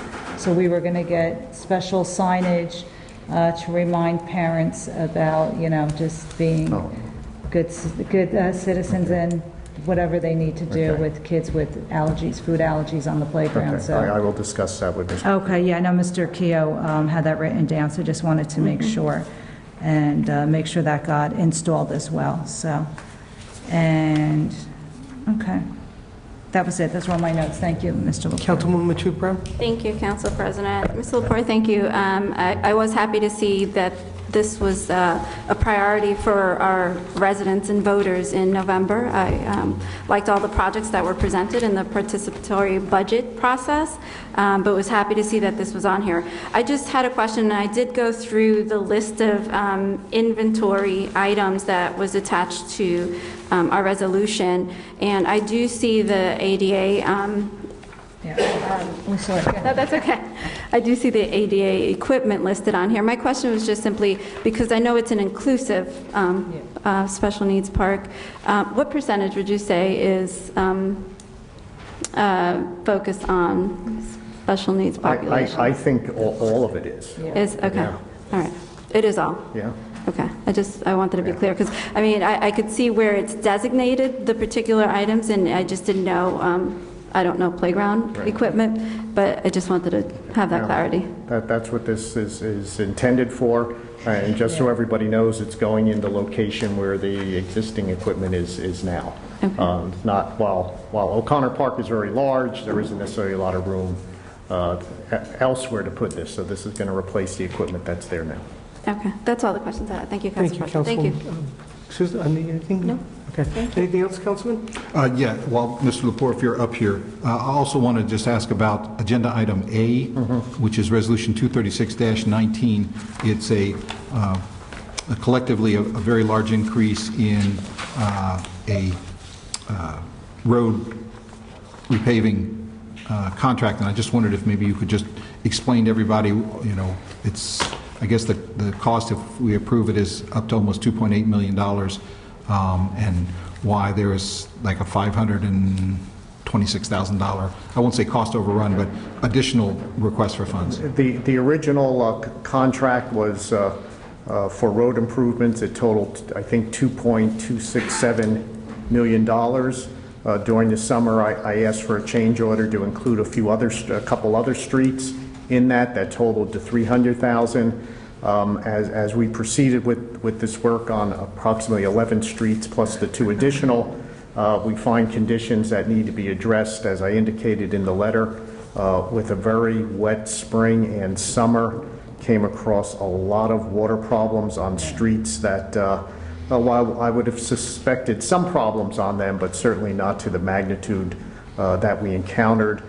Did a lot of additional drainage work, connected pipes from people's properties so that they didn't discharge at the curb, or some pumps discharging at the curb. This is all to eliminate water collecting and in the winter causing ice. So as we're making the road safer through the winter, but also by eliminating that water and ice, we're extending the longevity of the work that we're doing in the pavement. So that's in addition to the 2 additional streets, the predominant additional costs out here have been drainage work on streets. Okay. And do you know what the source of funding is going to be for the extra? It's the capital budget for 2018. Okay. And could you just maybe just throw out some of the major streets in this project? I'm sorry, I don't have them in front of me. Is this part of the Mellon project? Yes. Okay. It included Mellon and Dawson as additional streets, but it also included Greenwood Avenue, Maple Street and Kirk Street between Franklin Avenue and Harrison Avenue, Barbara Avenue. It also includes some streets. Old Indian? Not yet. Not yet? Okay. Not yet. It included Waddington Avenue, Syme Road, Barone Road. Okay, I'm impressed. You can stop. I'm impressed. Okay. Thank you, Mr. LaPointe. I mean, if you want to go on, it's just good for people to know. I just want to ask a quick question. I mentioned Mellon only because at the last council meeting, we had somebody who came up and spoke, and we had asked the administration to come back and explain what's going on there. That would typically be done during matters pending, because that would be following up from last council meeting. But it's up to you. If the council wants to hear about that now? Please, that was the same question. The section of Mellon Avenue that was improved under change order 1 was from Pleasant Valley Way to Roosevelt Avenue. The section that Mr. Lawrence lives at the end of Cleveland Terrace. I forget what number he is, 7 or 8, I think 8. There's an unimproved section of Mellon Avenue that extends up the hill that has basically been a driveway for 2 homes. It's never been improved. The 2 homes up there don't have sanitary sewer, they're on septic, they don't have potable water, they're on wells. Mr. Lawrence has lived, and his wife have lived in the home for a few years. Nothing has ever changed with Mellon Avenue from Cleveland Terrace up the hill, but never heard boo out of the prior owner. But if you had saw the way they kept the home, I could understand why they never said anything. Mr. and Mrs. Lawrence have done a lot of work and really improved the property. Since there's a potential that there'll be sewer work done on that upper section of Mellon for sanitary sewer purposes, I'm just going to look to extend a drain system and put a what's known as a trench drain in front of the Lawrence's driveway to collect as much water as possible before it builds up and runs down the reverse driveway. We all know that West Orange is built on the side of 2 mountains, but I don't think I've seen a worse driveway, or very few driveways worse than their driveway. It's a funnel for water that runs down the hillside. Are you confident that the improvements you're considering are going to solve the problem? I think it's going to solve the problem most of the time. I'm afraid there'll be circumstances when it may not. Of course, the facility needs to be maintained, but right now there's nothing that's really stopping the water once it gets to their driveway. Okay. And we're not talking, occasional rain showers. We're talking when we have some deluges, which seem to have been occurring a little more regularly lately. And this problem seems to be that the water is moving at such volume and force that it's carrying debris, and it's the debris that's really causing a lot of the problems, isn't it? Well, I think that what the debris is getting into his or the Lawrence's own little drainage system that they have at the bottom of their driveway. We've cleaned it out periodically for them, probably could use to be cleaned again, but even if that debris were to stop, that's not necessarily going to stop the water. It just may stop the debris from accumulating in their driveway drains. Okay. Thank you. Thank you. Anything else, Councilman? No, that's it. Councilwoman McCartney, anything? Oh, no. Councilwoman Matu-Brown? No, those are all my questions. Thank you. Okay, he got it. He got them. Thank you. Okay. Councilwoman Castellino, any questions or pulling? Or? No, I was just going to comment on the playground that I did, so I'm good, thank you. Madam Clerk? Is there a motion to approve the consent agenda? So moved. Second. All in favor? Aye. Any opposed? Aye. The consent agenda is implemented. Okay.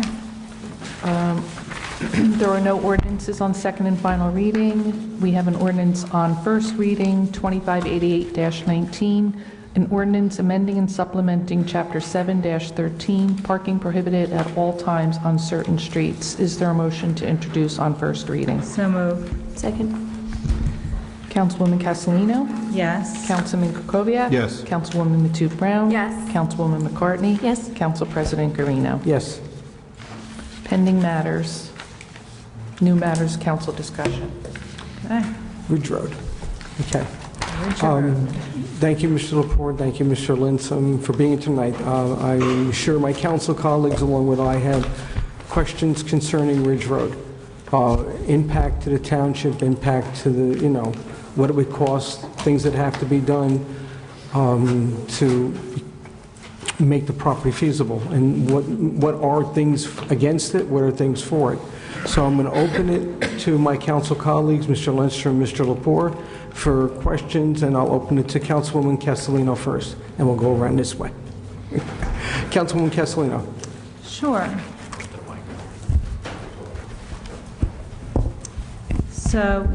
So there's 2 properties. There's one parcel that runs along Mount Pleasant and kind of tees back, and then there's the second property when you go down Ridge. So talking to Mr. Gross, I know we had other obligations. We'd have to bond, and what I need to wrap my head around is once we, say if we purchase one of the properties, both of the properties, financially, what will our obligation be? Obviously, we're purchasing, if this gets purchased, it would be on a private road.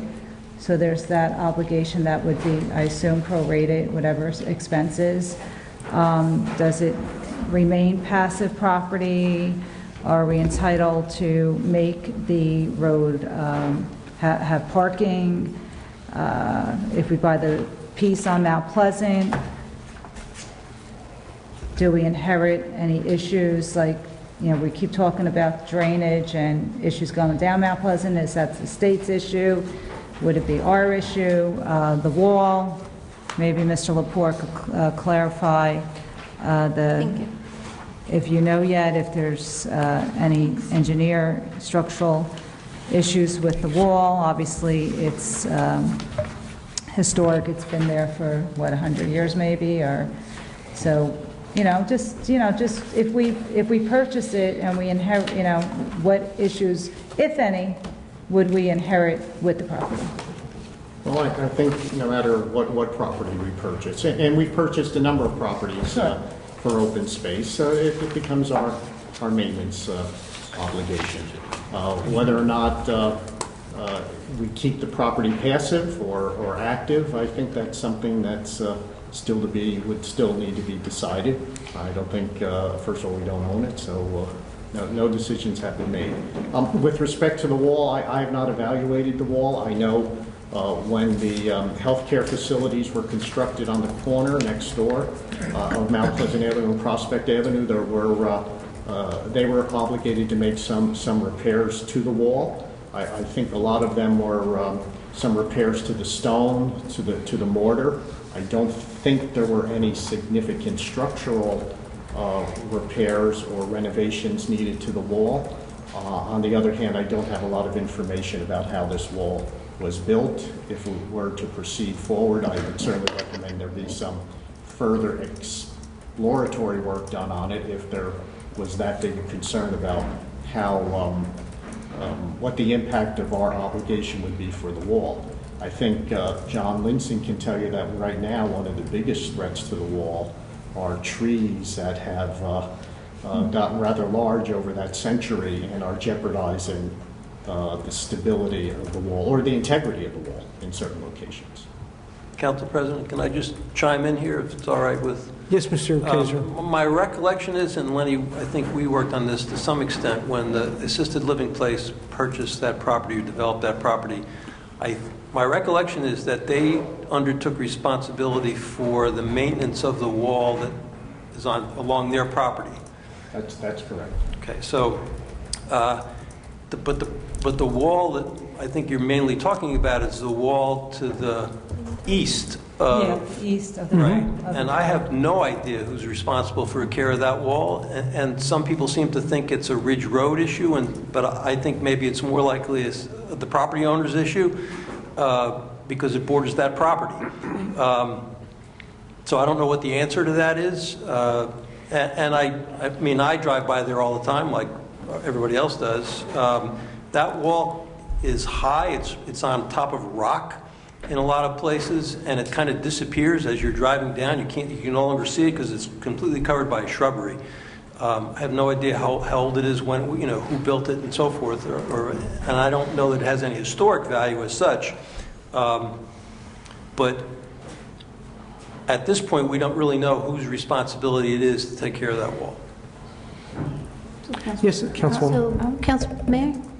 Oh, yeah, I have a few more questions, but go ahead. Well, just about the wall, because I have spoken to the owner of the property, and he is responsible for the wall. So if we do acquire it, then it becomes our responsibility. The property owner is responsible for the wall now. It is not designated as historic, though it is historic in nature, being over 50 years old. Okay. But it's not designated. Councilwoman, if I may ask a question? I'm sorry. No, go ahead. You finish Oh, your yeah, I question. have more, but is that about the wall? Yeah. Yeah, go ahead. Mr. Lepore, just not going to hold you to an estimate. What would the estimate be just to find out what it would cost to repair that wall and make it stable and to do what it's supposed to do? Well, right now, I'm not saying anything. I'm not even going to give an opinion that anything has to be done. I mean, other than just have a professional come out, look, do a further analysis of the condition, stability, long-term maintenance for that wall. And again, John's going to tell you that there are some tree issues that are a big threat to the wall. Right, so it would not only be just the reconstruction of the wall, but it would also be the annual maintenance of the wall due to the water. Well, I won't necessarily say annual, I'll just say ongoing maintenance. Okay. Thank you, Mr. Lepore. Thank you, Councilwoman. Are you done, Councilwoman Castellino? Or? No, I have more questions. But if you recall, I had like 10 of them No, that I didn't get want to give answers Councilwoman that I had two, that I didn't get answers to. Go down your list. Okay. Okay, so how many acres, so we have the steep slope ordinance. How many acres are protected by that ordinance within those properties? I didn't get a chance to evaluate that. That was certainly something that was submitted when there was a zoning board application, so I have to dig out that information, and I also have a call into that engineer who did the design just to see how much property is actually steep slopes. There's two parts to our natural features ordinance. One, it does pertain to slopes. The other pertains to building on a ridge line, ridge road, ridge line here. Also building along the top of the cliff. If you go into the Crest Ridge Apartments, obviously the vertical rock cliff wall. So there are limitations on here other than just slopes in our natural features ordinance.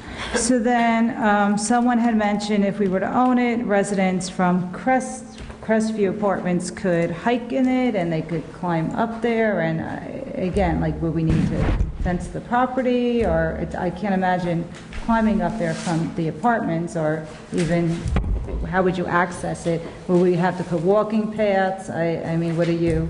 Well, again, I think that all envision? depends what everybody's vision is for this property, whether to be passive, just leave it passive, just leaving it alone, or even passive with just some walking paths. I don't think anybody has even decided that. Now, that rock face wall, there's a large fence in the Crest Ridge Apartments that prevents access to that wall, although that's not the reason for the fence. That was to keep rocks from going into the parking lot.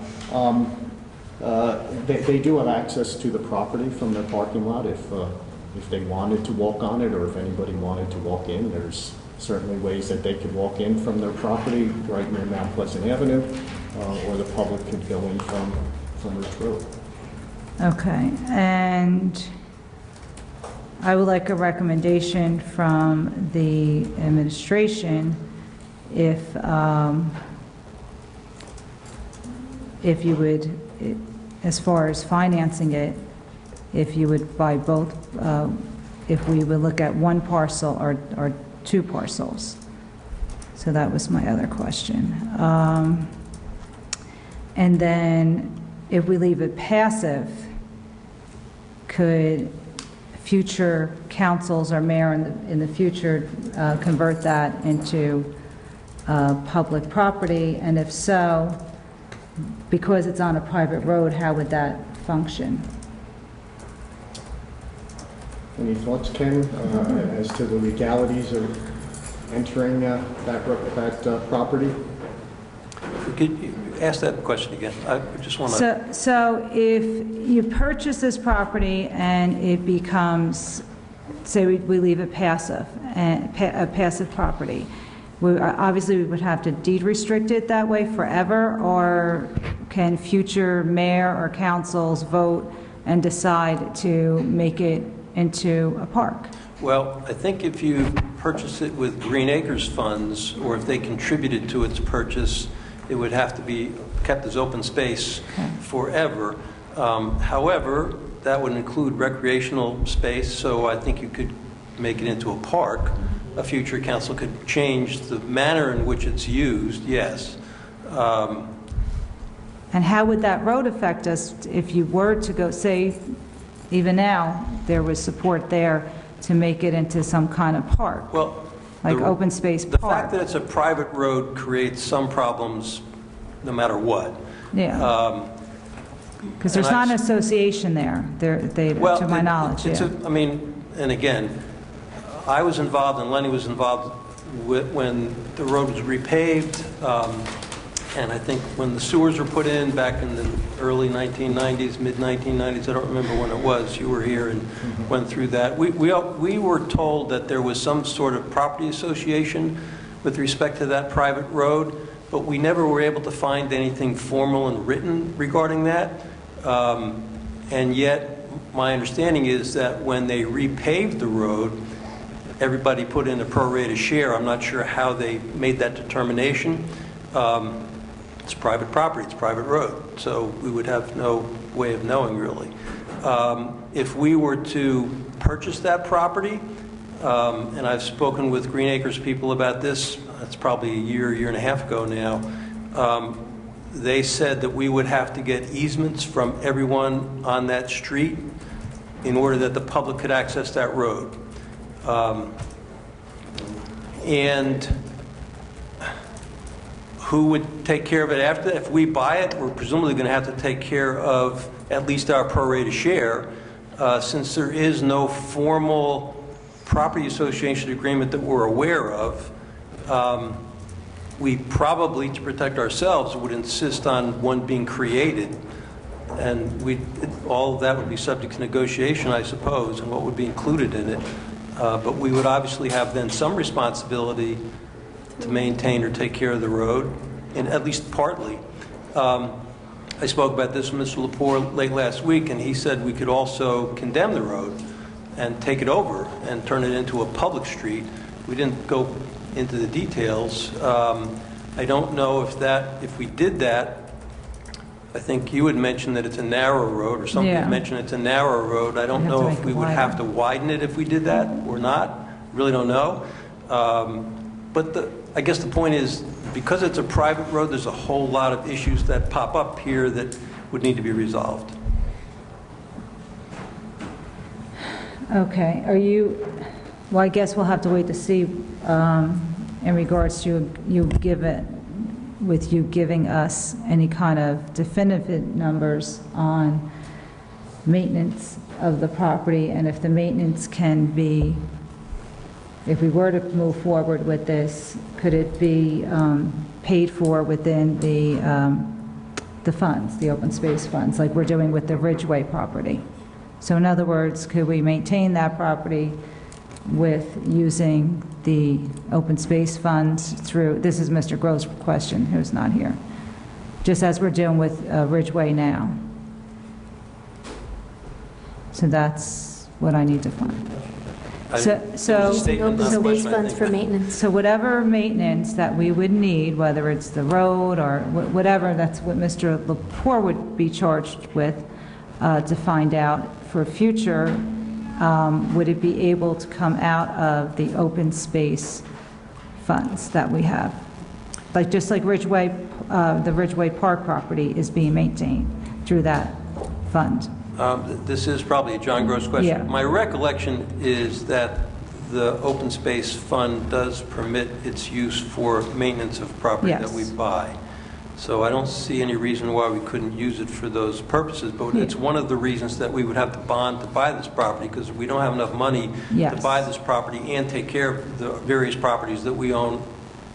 We don't have enough money to do all of that, which is one of the reasons Mr. Gross, I believe, has recommended that we really, or just flat out say we need to bond for a portion of this. Yeah, he made that clear last time. Right. All right, that's, I'll let my colleagues ask some questions. Yes, Councilwoman. Thank you, Councilwoman Castellino, for those questions. Question with respect to the comment that was just made, the threat of the large tree roots. Can you discuss that and the impact on the wall? I was very pleasantly surprised when I did walk the property coming in off of Ridge Road, where it's pretty much level. It's like an overgrown park.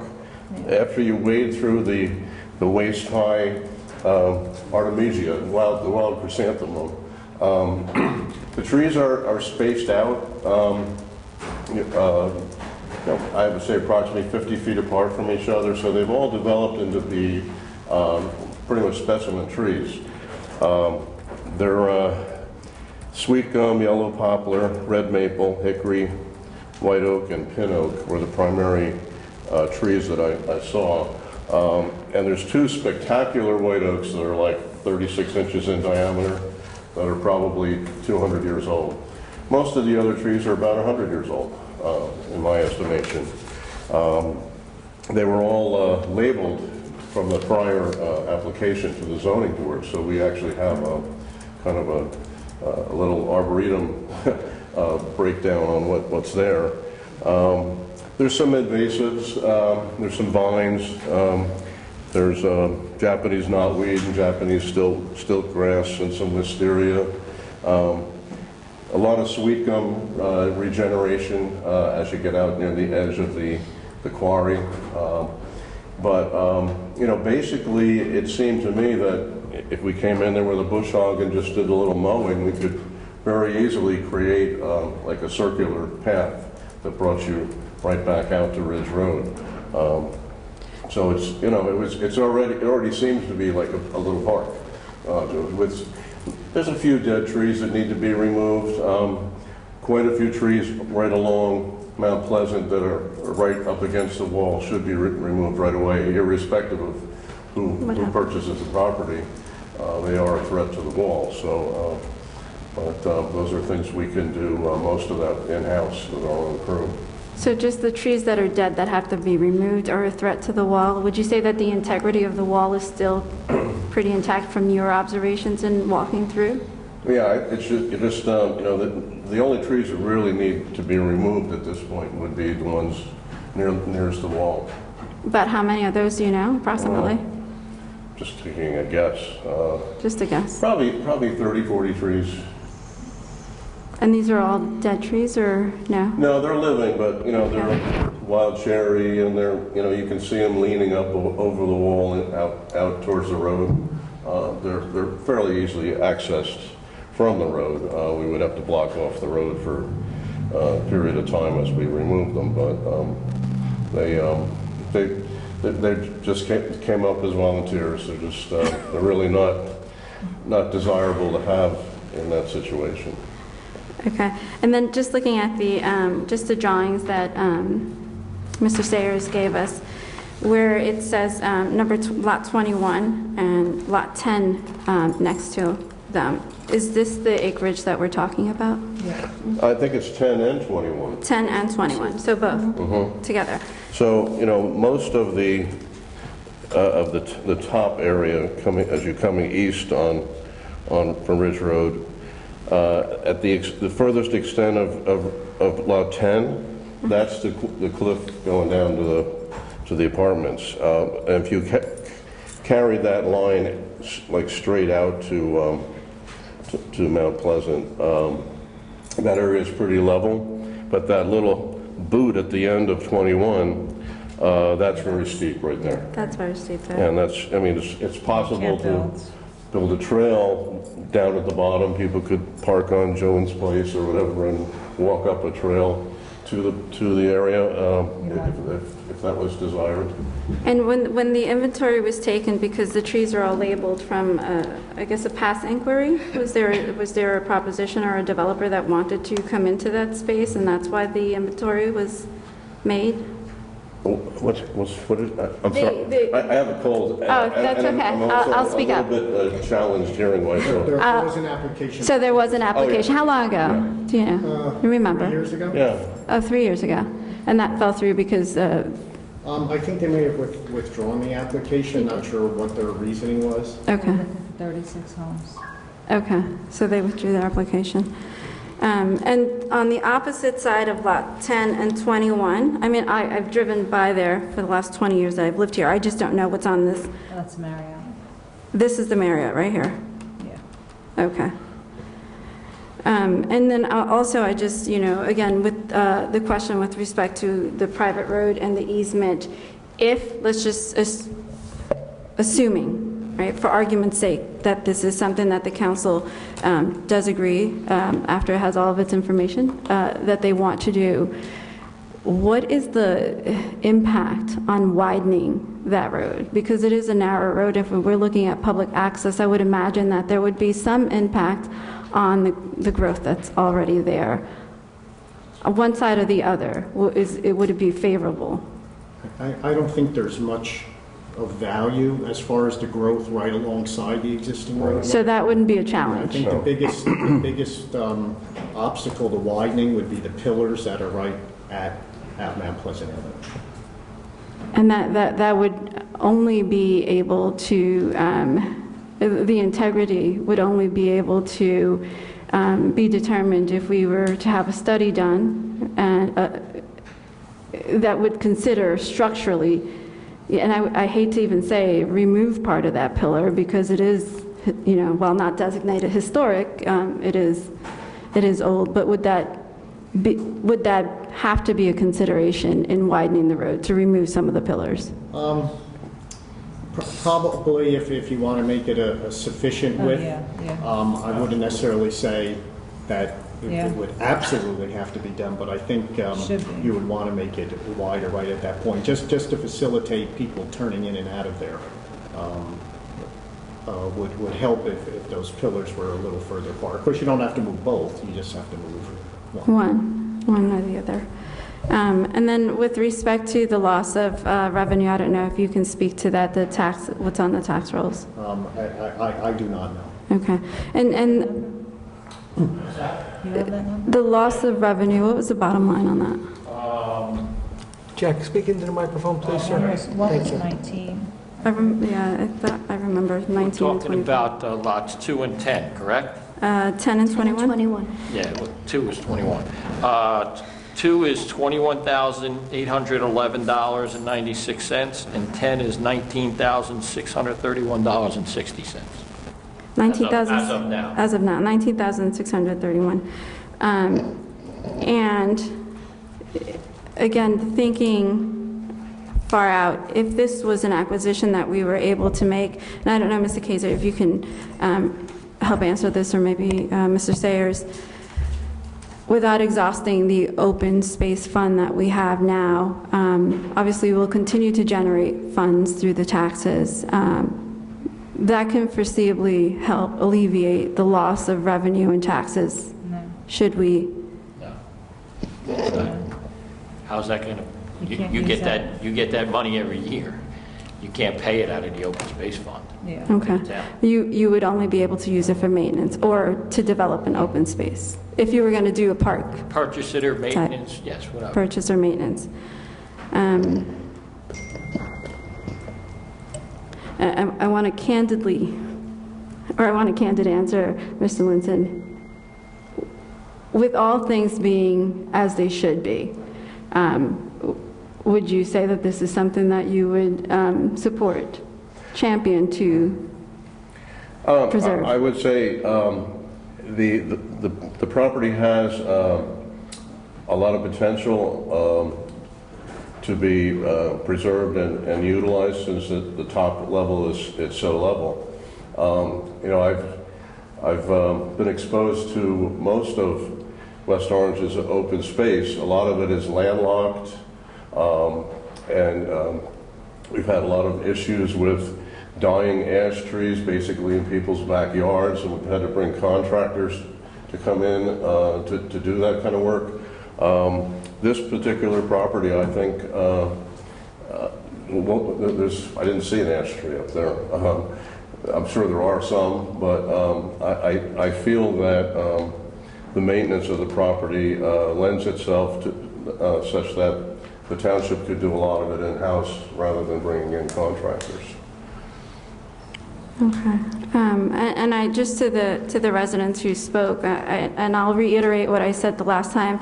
It is something that I do support. I also want to have information with respect to applying for the Green Acres fundings, and this is talking strictly from a budget perspective, since we adopted a two-year budget plan, with the understanding that Rock Spring, the acquisition of Rock Spring, that open space, while it did not impact this particular budget, these taxes, it will eventually do so.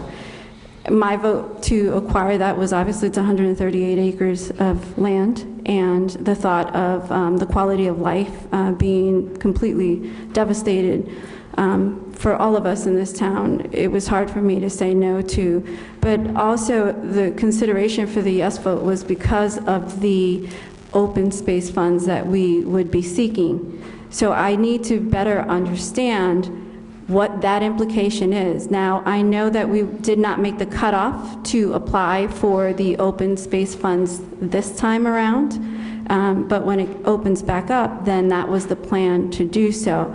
So I need to understand, particularly since we just passed the budget with such a high increase, what that impact would do. So if we take $750,000 from the Green Acres Fund, what happens? You know, how long do we have to wait to be able to apply for Rock Spring?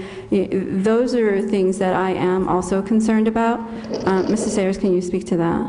Yes. The administration's position is, as you know, we had said that we were going in at 220 to get the open space funds for the golf course because of the amount of money that the township spent. So we are still on that road.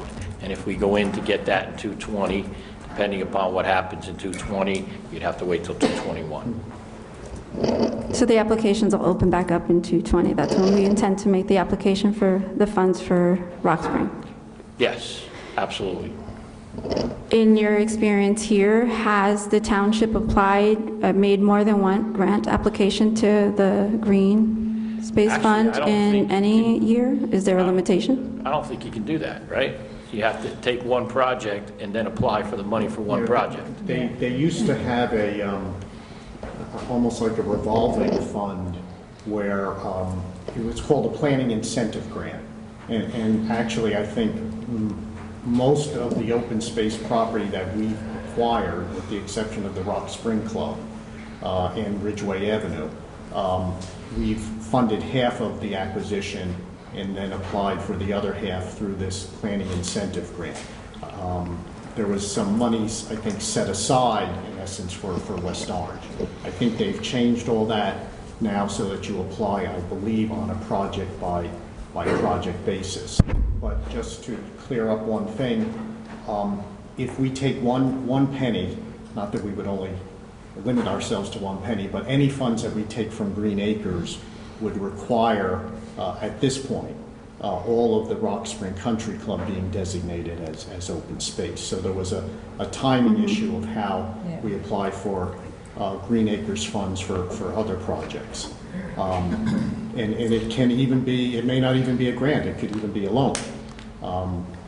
Where we had some projects where most of the funding was going to be a loan, and we canceled those projects because it would jeopardize, it would cause us to list all of the Rock Spring Club as open space. Okay. And also, do we have an inventory of all of the available open space that remains in town? Yes. That was just completed. There's a vacant land inventory, although it may not have parcels under half an acre. Is that posted on the website? Is that posted on our website somewhere? I don't think so, but I don't see why it couldn't be. Okay, so no lots over? It may not have any lot under a half an acre. Under?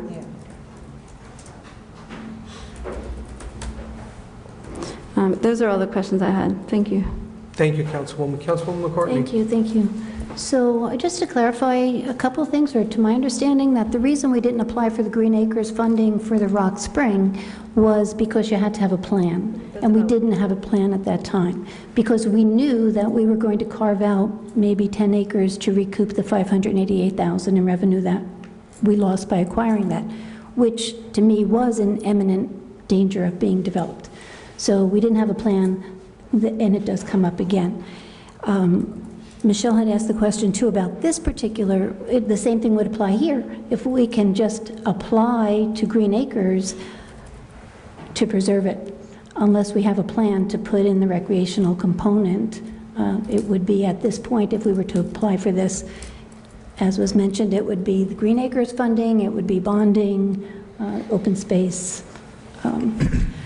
I feel like I just want to say, of course, we want to preserve this land, but as I said at the last meeting, and only a few months after our budget, that there are so many tax implications as we're hearing tonight, and the numbers are even greater than what I reported last time, of 21,000 and the 41,000. I'm sorry, the 19,000 and the 21,000. They're even greater because my numbers were from the original appraisal. So that's $41,462 that, again, is lost in revenue. In some of the emails that we received, it talks about water cascading down the mountain. If we purchase it, that's not going to change. And it sounds like it's going to be compounded if we need to remove, do we conserve the wall and remove the tree so it's not uprooted? Or, you know, like, I feel like it's the drainage, like, do we become, right? So you just said that the need to remove trees to conserve the wall, that's not going to help water cascading down the mountain. Council President, if I can speak to this issue, I spoke with Lenny about it late last week. We've heard a lot from residents about, and also from Councilwoman Casalino about the runoff. And when it's icy, it can cause accidents and so forth down Route 10. And people have spoken about that preserving this land is important to reducing that problem and so forth. And I've never seen anything in terms of an engineering report regarding that, so I asked Lenny about it. And basically, Mount Pleasant Avenue from Prospect to the west is state road. From Prospect to the east is a county road. So we don't own that road, it's county. And it has no drainage system on it. It's got a ditch or a deep gully, that goes along it, and that's the problem. I don't know that this property has anything to do with that issue whatsoever. And if we wanted to fix that problem, we would have to go to the county, get their cooperation. I'm not sure who pays for all that, if we would wind up contributing to it or not, Lenny, but it's really a separate issue, a separate problem. I mean, it could be that if you remove trees from either of these properties, it would add to the problem, and perhaps planting more trees would help to solve the problem because they drink more water. But at the end of the day, the problem has nothing to do with this land. It has to do with the topography of the street and the fact that there's no drainage system there. I understand that. And I would feel responsible to do something about it if we were to acquire the land. That was the point I was making. And my understanding from the application that was heard on this parcel a few years back was that out of the 12 acres, only 8 are developable between the steep slopes and the ridge line. I'd have to go back and review it. It sounds reasonable, but without going back and looking at the plan, I can't say with certainty. Yeah, I still, I see it as a tax implication for the township. Thank you, Councilman. Councilman Kukoviac. Yes, thank you. Mr. Lepore, I know that you are heavily involved with the Ridgeway Park project. I'd just like to compare what happened at Ridgeway Park with some of the issues that are being raised here tonight. For example, would you recall the aspect of the creation of Ridgeway Park that involved rebuilding and repairing the wall that was there? That was part of the project along the frontage of the parcel. We've since sold off the parcel where the single-family home is, but there was improvements made to that wall as part of that project. If any of you recall, some of it actually fell because we discovered there was no footing with that wall. That would be one of the things I'd be concerned about, trying to determine here along Ridge Road and Mount Pleasant Avenue whether there was an adequate footing. Do you recall how much we paid just to fix the wall? Standing here now, no, I do not. Okay. Close to over 90. Do you recall how we financed that project? I thought that was financed through the open space funds. Okay. Is the township spending any money or has spent any money on maintaining that open space property? Yes, we do. There's the lawns that get cut, part of our landscaping contract. When we issue that contract, I don't know if there's if some of that $100,000+ contract is charged off or taken monies from the open space money. I'd have to check with John. We have had to take some trees down in there, which have the proceeds of the open space fund have been used to take the trees down in there. So we do have precedent that we have spent money on properties that we've bought through open space. Yeah, and I think we said that previously. Okay, I just want to make sure. Public use. The acquisition of the rock actually happened, I think, before my time. So maybe you could 2012. You could recall for me. Yeah, it was 2012, but I can't find any of the resolutions, any of the legislation from 2010 and 11. I don't think they're online. But I was wondering, do you recall what we did with that acquisition? Because I know it was a developable project. How we acquired it? Did we acquire that as open space? You mean acquired it, and you mean as far as the financing of it? Well, yes. Yeah, half of the funding came from the Green Acres Planning Incentive Grant Program, and the other came from our open space fund. Okay. And have we spent any money on that property since acquiring it? Yes, we have. Okay.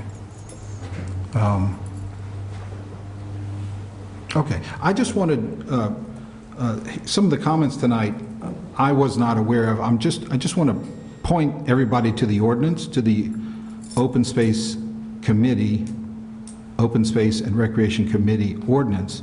And it says in the provision, Article 2-57.9, which is talking about the funding of the open space, it says that, I'm just quoting, "It is the intention that the funds for the Open Space and Recreation Trust Fund not be used to provide routine maintenance of township property or property held within the trust."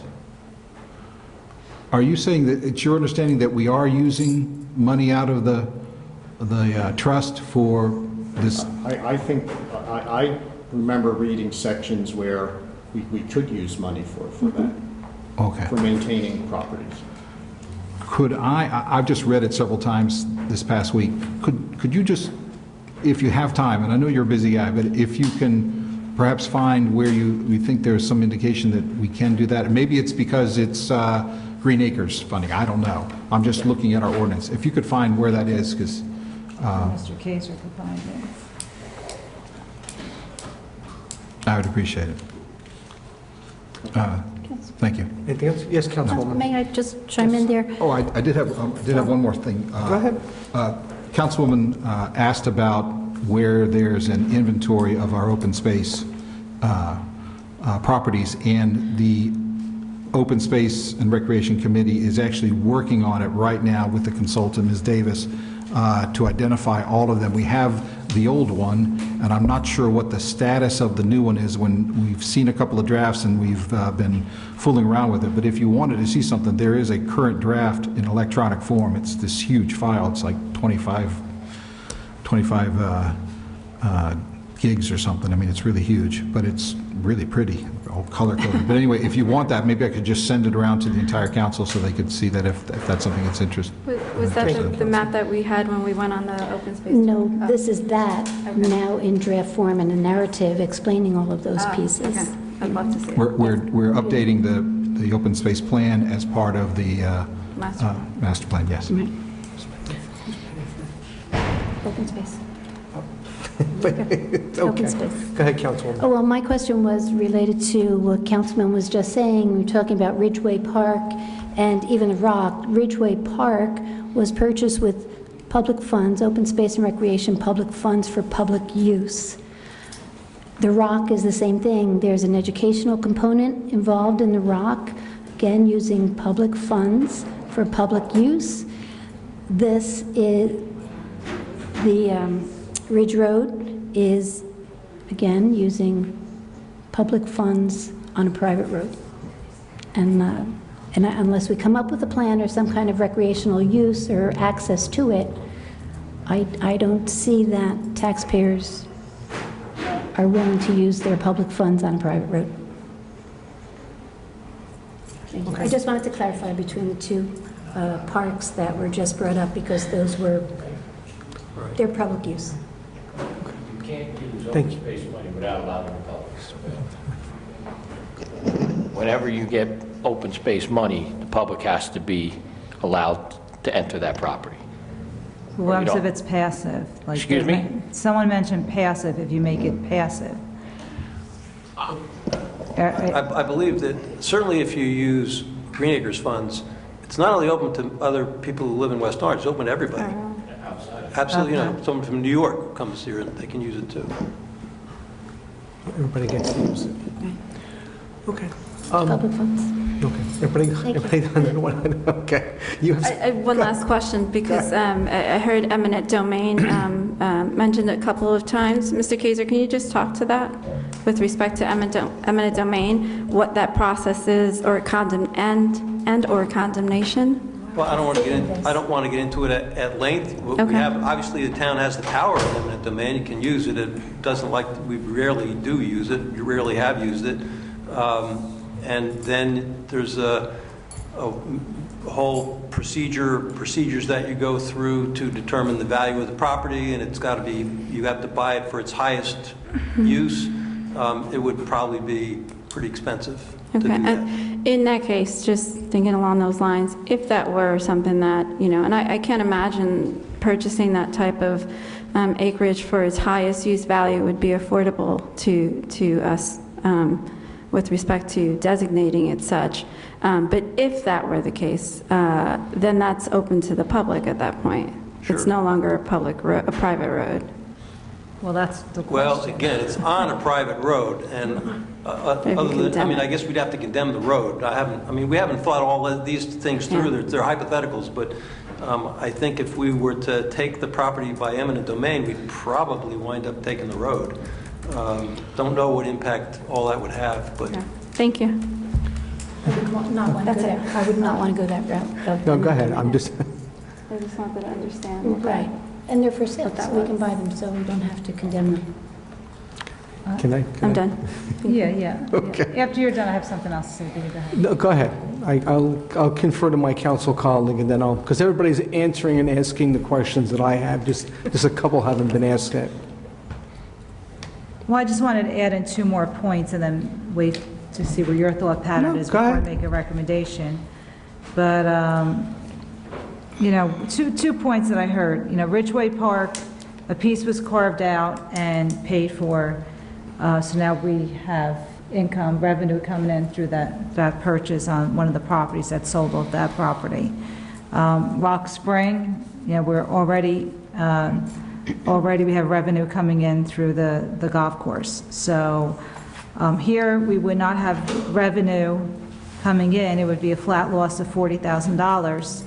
Not to say, you know, you outweigh the advantage of preserving the property. But also we have to note too, if we're willing to move forward with this, I mean, there's a price tag on it with a realtor right now. I assume that's where we're getting the public coming at 1.5. I don't think it's appropriate for us to ever discuss negotiations here. But what happened at the Rock, and I could attest to it because my mother, you know, I lived next door there. My mom did in 2012 when the town took it over. What happened was they went to build, and there's bedrock there, and it wasn't developable. They couldn't develop it the way they wanted to. So therefore, it sat dormant for many years, and the property was cleared, and it just sat there. And I could just imagine if there's bedrock here. Do we know if there's bedrock on any of these parcels? I assume, yeah. So it doesn't make it that, it's a little challenging to develop. And then you have our steep slope ordinance, which also makes it challenging for a developer to come in on parts of it. So I'm not saying I'm against preserving any of it, but at the same token, I would put it in the hands of the administration. It would depend what could be negotiated, because when you think about what we spent for Rock Spring per acre, and what we have from Rock Spring, I mean, we have a building, we have amenities, a pool, tennis courts, a working golf course. All the equipment. All the equipment. And then you compare the, vacant lot.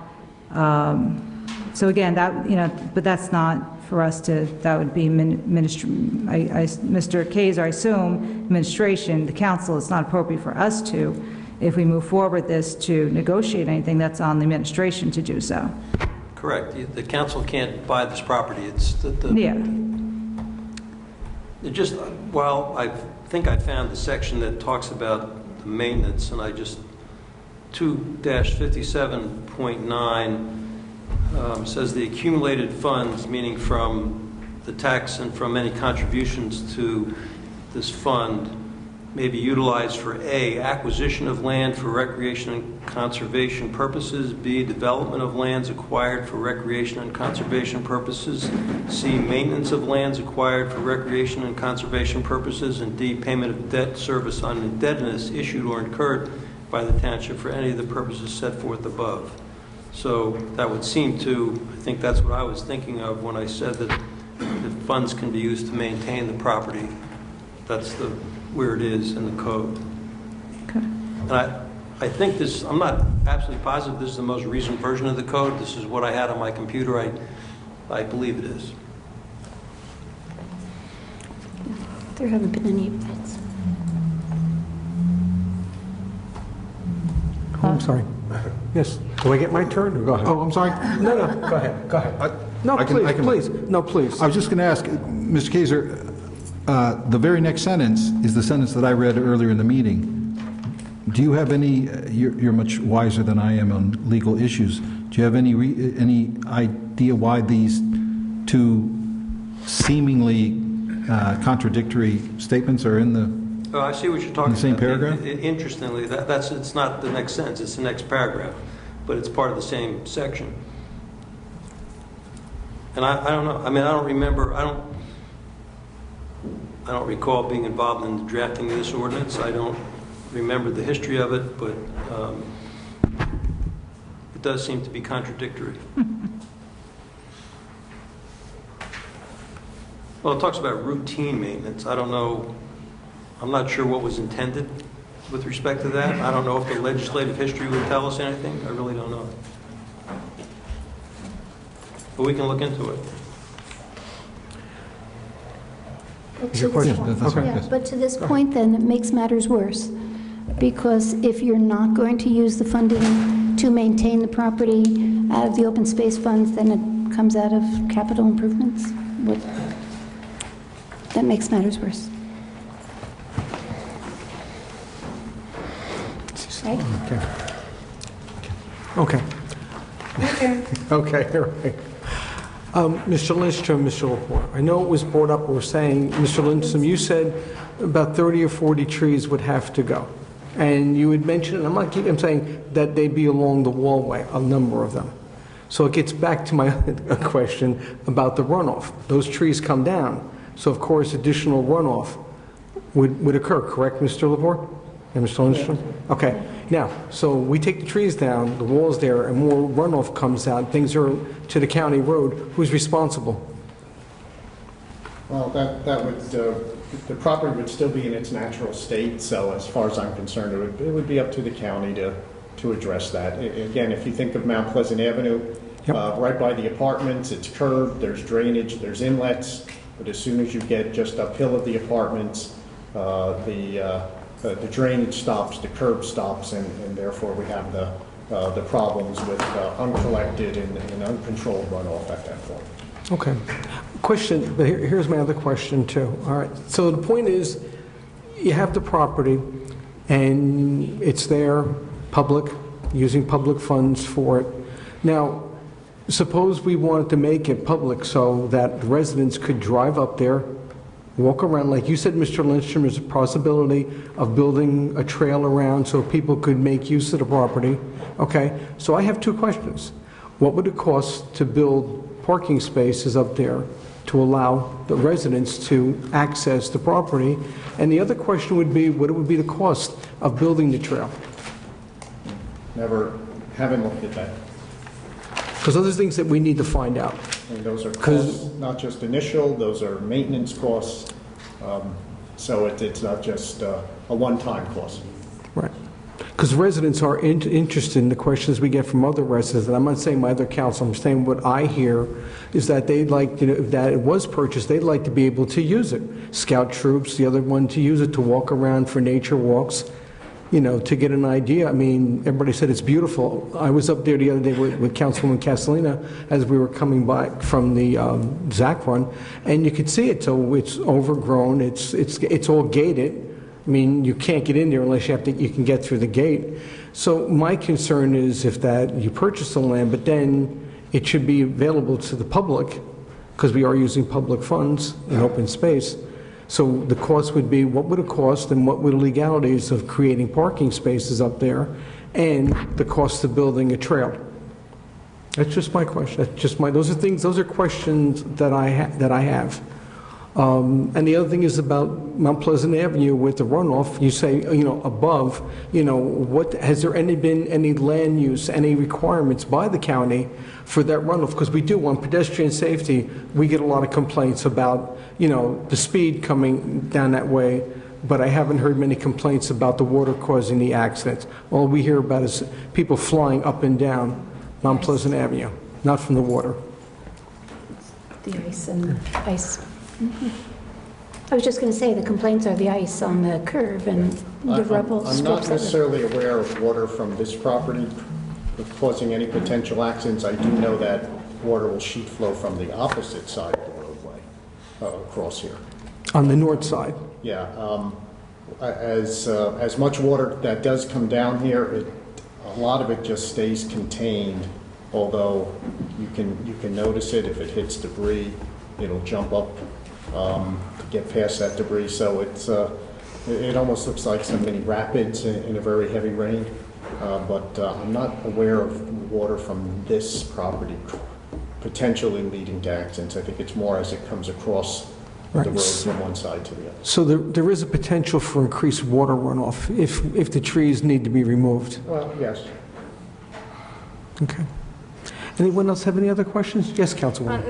Not a question, just more so a statement. I think the concern of trees being removed is if a developer were to develop 8 of the 12 acres, and that is a huge issue with clearing, right? Not just simply the trees that Mr. Linson was referring to. So I think that's the overarching concern with respect to runoff. And also I want to, and while I am very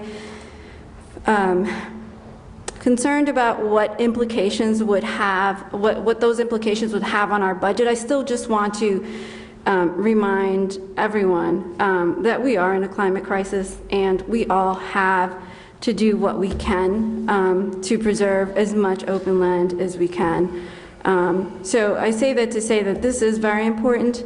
I think that with respect to using open space funds to develop, what I just heard the ordinance read was to develop and maintain for recreation, then I would imagine that the parking spaces to be developed would be able to be, if it's developed into a park, recreational use of that would be covered in that regard. But I am still very much in favor of doing what we can to acquire this land, because again, it's not just the trees that'll be removed from around the wall, but the concern is if a developer were to come in and purchase it, and I don't know that that is happening, I hear things, but if that were to happen, then you're talking about acres and acres of clearing, and then, just, I'm not an architect or an engineer by any stretch of the imagination, but I live on Corwell Circle, and we have, right on the reservation, That's our backyard, and we have incredible amount of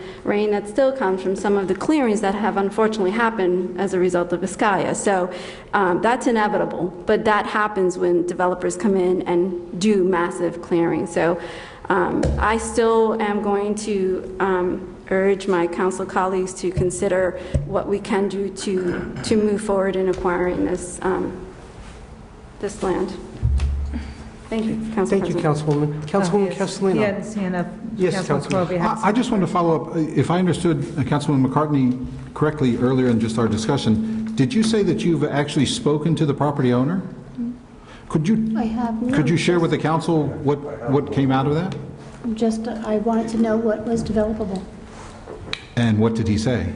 Approximately 8, but that was from the application that we had heard a few years ago. Okay. Did you guys talk about anything else? No, absolutely not, because, no. Okay. Because of this, no. Mr. Sayers, could you tell us what, if any, discussions that anyone from the administration has had with either the property owner or this, I don't know how to characterize it, but the potential buyer of this property? Can you tell us about the discussions you guys have had, please? What I can tell you, without, the mayor and I have had conversations with at least 3 or 4 people who have looked to purchase this property. And their conversations with us was that if they did purchase the property, and they were going to develop it, they all wanted pilot programs to develop it. The mayor and I have told them, in no uncertain terms, there's no pilot programs. And I can tell you that those people, over the last, probably it's been the last 3 or 4 years, all of them have backed out of buying the property. So that's what I can tell you.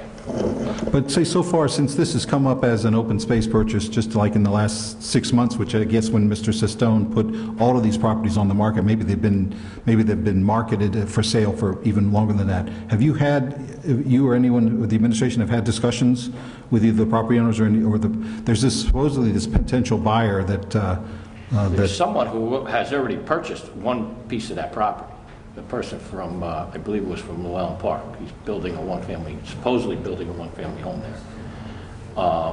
This is on one of the parcels that fronts Prospect Avenue? Yes. Okay. No, not the one that fronts Prospect Avenue. What's that? Well, on the west side of the road. No, on Prospect. No, you're right. I thought you said Mount Pleasant.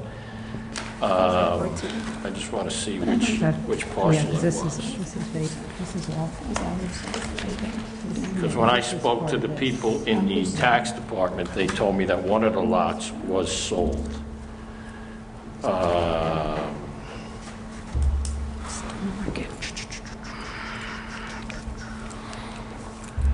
think it was it was either lot 14 on that map or lot 17. I'm not sure which one it was because I don't have my notes here with me. But one of those parcels has been sold to someone who's going to build a house on that lot. A single-family home. Yes, that's what I've been told by the tax department, but we don't know. You know what I'm saying? The person bought the lot. And as I told you last week, not last week, but at the last council meeting, we were told that there was a person who had a letter of intent to purchase the rest of another piece of the property, and they had told us, the mayor and I, that they were supposed to finalize that, either finalize it or back out of it by December, and we haven't heard anything from them yet. But that was for the other homes too, right? Or I'm not sure. They didn't tell us. They wouldn't tell us which properties they were looking at. Okay. They wouldn't tell us what they were looking to pay for it either. They were being very coy with us. All they said was they had a letter of intent to buy some of the property, and that letter of intent was good up until December. Now, I drove by there today again, and there's for sale signs on the properties. Yeah. So I don't know where they're going, to be quite honest with you. Right. So you don't even know if the letter of intent has to do with each of these 3 parcels that are No, still... they wouldn't tell us what it was. Okay, so you don't even know whether the two big lots that we're all looking at, that we've gotten the two appraisals on, lots 10 and lots 21, you don't know whether those are covered with a letter of intent? No. Okay. Would you characterize your discussions as negotiations for the purchase of these two properties, or they're just regular conversations? Negotiations with who? Well, for these two properties, it sounds like you're talking about the availability of the properties. Councilman, we don't talk to the people. They come to see the mayor, and I told you, they come here to say, if I buy this property and purchase this property, can I get a pilot program? And we tell them absolutely not. And then when we tell them that, they walk out and they leave. And then 9 out of 10 out of the 3 people that we talked to over the last 3 years, all 3 of them have backed out of the properties.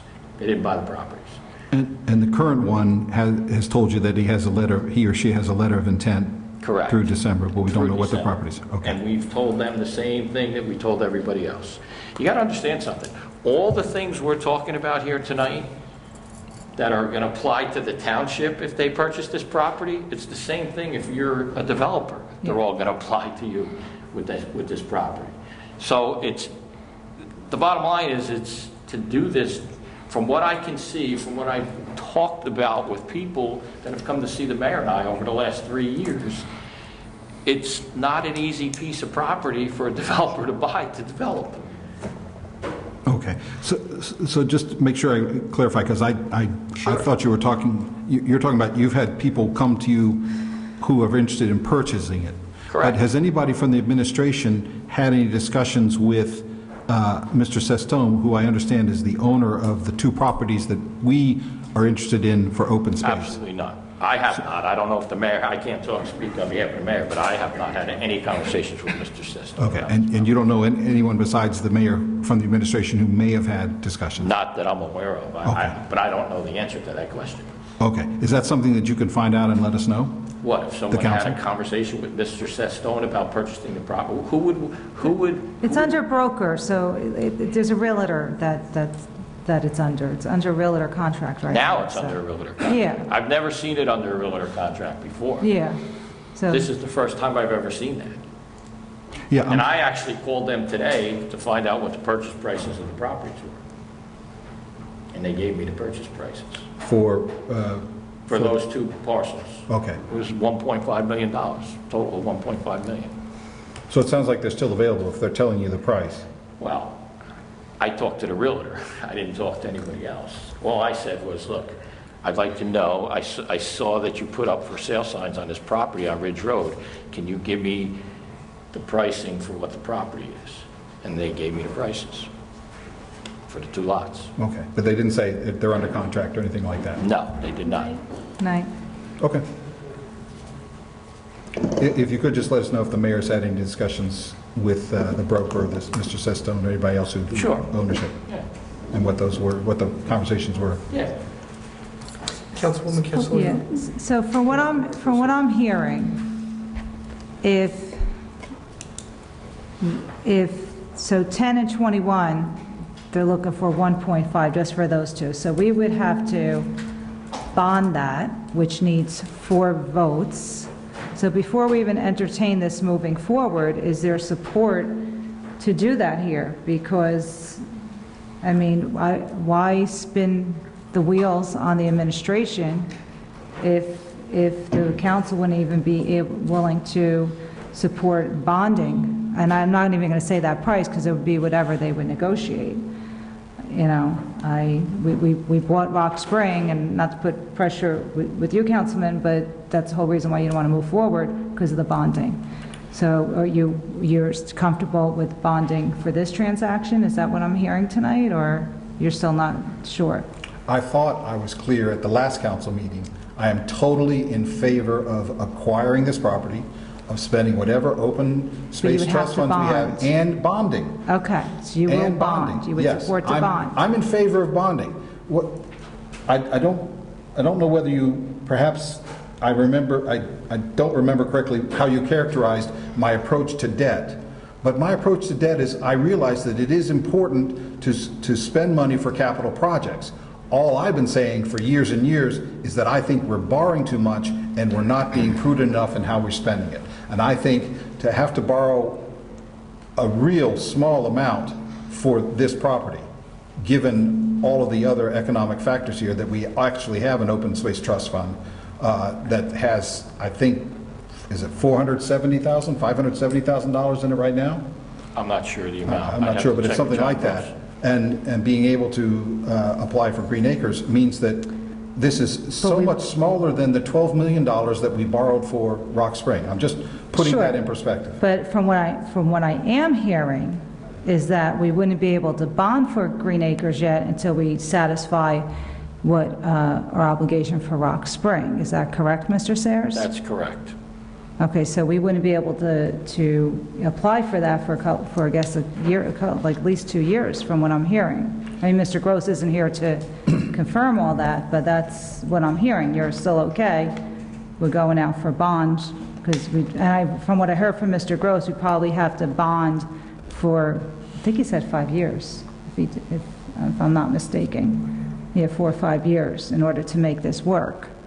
So if the support's there to do that, now another route could be, another alternative, the support is not there, is to look at purchasing only one of the properties. Now, the other issue I see with 21 is, I mean, part of that has the 2 acres that is not, that you can't develop on with steep slope, and also you're not getting the views. On one part on 10, you do get the views. So if there's monies there and the support's there for one of the properties, at least we're doing something. So I agree with Councilwoman Matu Brown. I would like to do something. I would like to support a resolution to move forward for the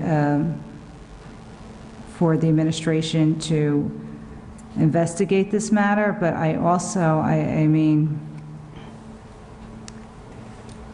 I don't know if we wait to see if that, I don't know. I don't know what the support is here tonight, so the rest of you have to put out there where you're at, and then, you know, there could be 2 possible alternatives that we could preserve, and then if, at least with the one parcel, the tax implication isn't that bad, the maintenance isn't there if you go with 10 versus 21, be less maintenance, so those are my 2 proposals that I'm pitching to my colleagues.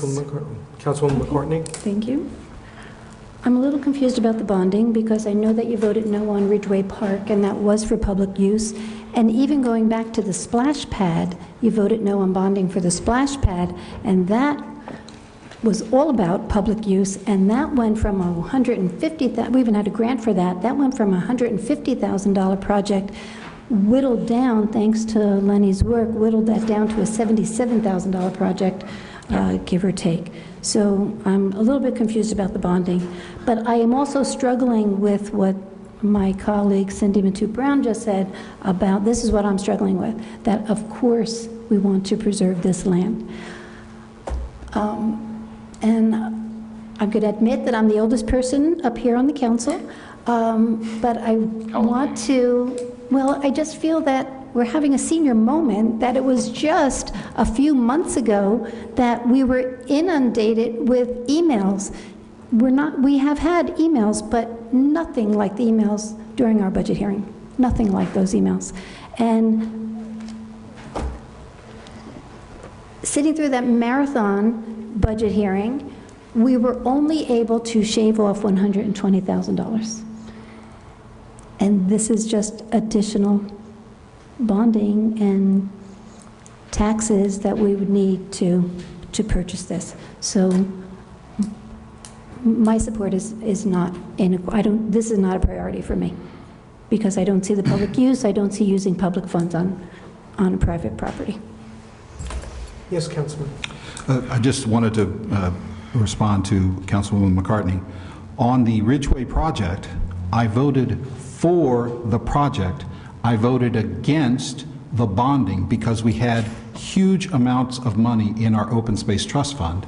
And my argument was, why are we adding to our already substantial debt when we had substantial funds in the Open Space Trust Fund. That's actually what happened. I was in favor of the project. I voted against bonding for it, at least for the bonding that was done, because we had substantial funds, and I would rather have not paid interest for years and years on that, because we had that option. On the splash pad, I don't know what the final numbers are on that, but the reason that I oppose that is because that money, the grant that you're referring to, was a return of property taxes that West Orange people had paid to the county open space trust fund that had been returned to us. And I thought, instead of spending, and I think it was $150,000, I think that was the grant, instead of spending $150,000 on the splash pad that benefited so few people for a limited amount of a year, when we could have taken that money and perhaps used it to impact a huge number of other people by renovating the parks and the recreation and ball fields in this town, that's what I suggested that we should have used the money for. Okay. So, Thanks. and this is another instance where I think a prudent person would say whatever the bonding that we have to do to acquire these properties is well-spent money. I can't do anything about the money that the bonding that the council majority has approved that's put our debt, you know, I think well over $90 million now. But adding, again, I don't know what the numbers are, and we can request financing options from the administration to see the different ways that we could proceed, but it won't be anything, it will be a very small percentage of what we did for Rock Spring, and it will be an even smaller percentage of our outstanding authorized and issued debt at this point. Okay. So on the splash pad, our numbers have dramatically increased membership for the splash pad, so that to me has been that was well invested. And you voted no on Rock Spring, and to me, that was an imminent threat of being developed. So this, as we're hearing, there are a lot of constraints here on this property. I don't see it as a priority for a township. The 138 acres for Rock Spring, that was a priority. Which is fine. I mean, you and I disagree. We disagree all the time. Sometimes we agree. But if what you're saying is that you wanted to vote for Rock Spring because it was imminent, I don't understand what the difference is between the imminence of Rock Spring and the imminence of Ridge Road when we've had multiple people looking to buy it in recent years, and he wants to sell it now. I mean, that certainly seems to be imminent. But we're not going to designate it as an area in need of redevelopment. That's never going to happen. As far as I'm concerned, I'm glad the administration agrees the same thing. And Rock Spring is 138 acres of public use. So there's no comparison. Okay, it's 138 acres now, but as you know, you've already talked about carving it up, maybe even carving it up and carving up the golf course. So it's 138 acres for $12 million. We're talking about, I think, 12 acres here for, let's just say... I did the math. This is this is much higher than if you do the math and break it up than the Rock Spring purchase. Plus, we have a building, we have... Could I just finish? Could I just finish? And then I'll be happy to hear what you're going to say. I apologize. Go ahead. Okay. The comparison I'm making is you got 138 acres for $12 million.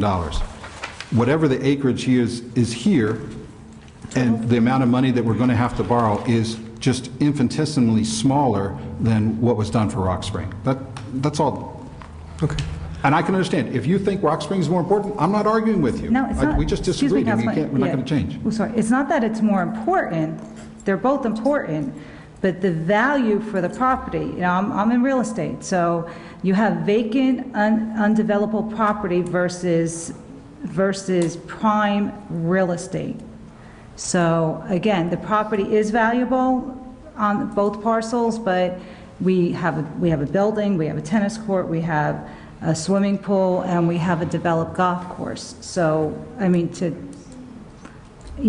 make it sound that the value of Rock Spring wasn't worth the purchase is a little disturbing, that's all. Okay, I'm sorry to disturb you, but I'm just saying, you may agree that Rock Spring, you may think that Rock Spring is more important. That's fine. I'm not disagreeing with you. I'm It's not fine. making comparisons. I'm just saying that this is, if you were willing to take the big step to borrow $12 million to purchase Rock Spring, then this should, to me, my perspective, it's much easier, because it's a much easier purchase, because we may only have to borrow $500,000. I don't know what the numbers are. That's what I'm trying to compare. That's what I'm trying to compare. And I made the pitch to you guys, the resolution to move forward with looking at a purchase, either one of the parcels or both. I think we have two options here. So if there's not full, which we would need for two, and maybe if we bought one of them, again, Mr. Gross isn't here, so it's hard to run numbers, maybe we could purchase 10 without having a bond. I don't know. Well, actually, I thought that was a very interesting idea. What I think maybe we want to do, if we have 3 votes, is to pass a floor motion that says, let's move ahead with the negotiations and see what we can get for those 2 properties, and, what can we get, how much it would cost together, how much it would cost separate, and we'll see where we go from there.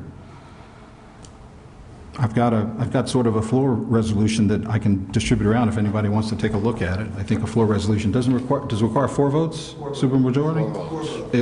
If you want to just see what this says and mess around with it if you'd like. Do you have a copy? If we have the 3 votes for it tonight, we could do something here. And I'll just read it to the audience. It's only like 3 sentences. Oh, I'm sorry.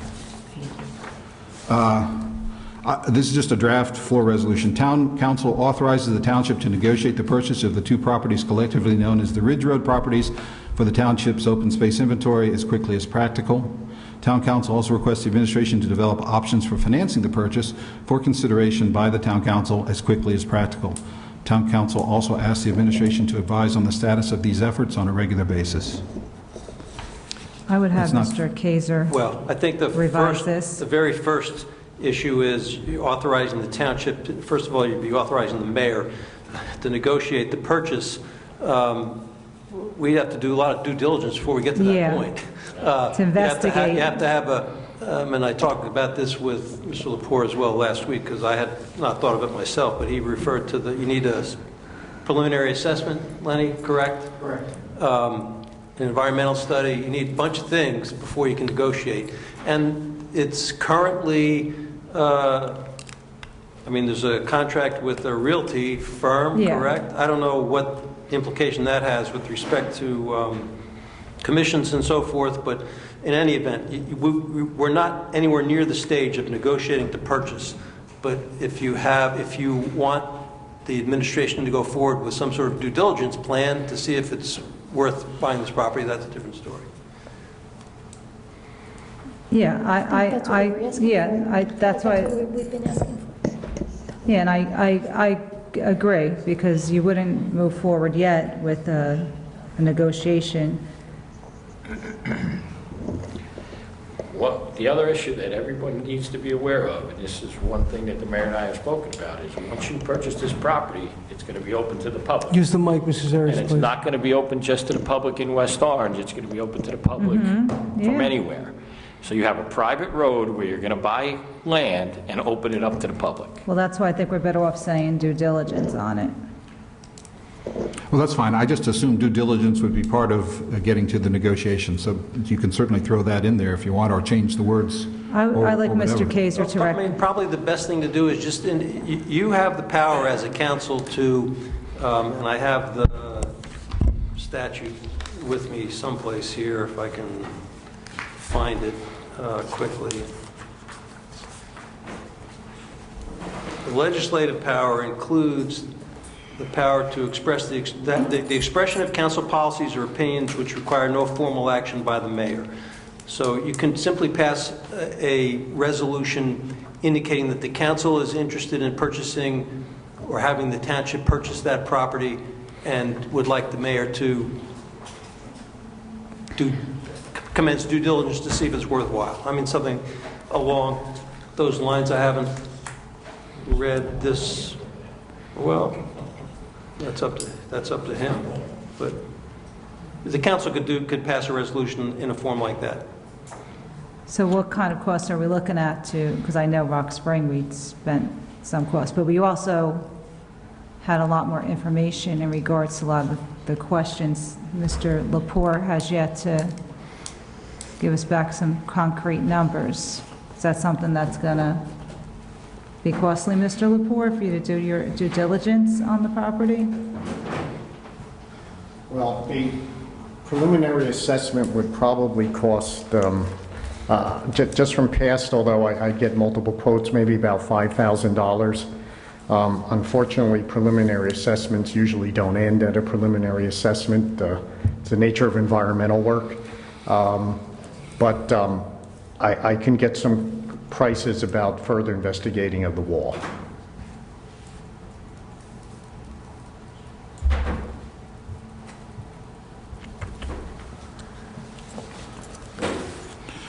Yeah, one of the reasons I'm throwing this out is that we have so many questions that we don't have definitive answers on, but we can't get to those questions until we get the administration to move down that path. And so even if you think you're opposed to it because of the issues and questions, you could still vote for this if you want to just see what the actual more definitive proposal would be. Yes, Councilwoman. So all of these assessments and the environmental impact and other things, is that going to come out of the open space funds as well? You're asking the wrong person. You say it can't, though. These things can't Right, come out of the open so space. this is additional funding that we need to come up with to do these studies. Yeah, that's what I'm thinking. We got to talk to Mr. Gross. I think maybe, I mean, if this comes out of the open space fund, then I'm willing to. That's even less. Well, I know it's less, but if we're gonna have to bond. I mean, you can't do this unless you get the one piece. If you're getting,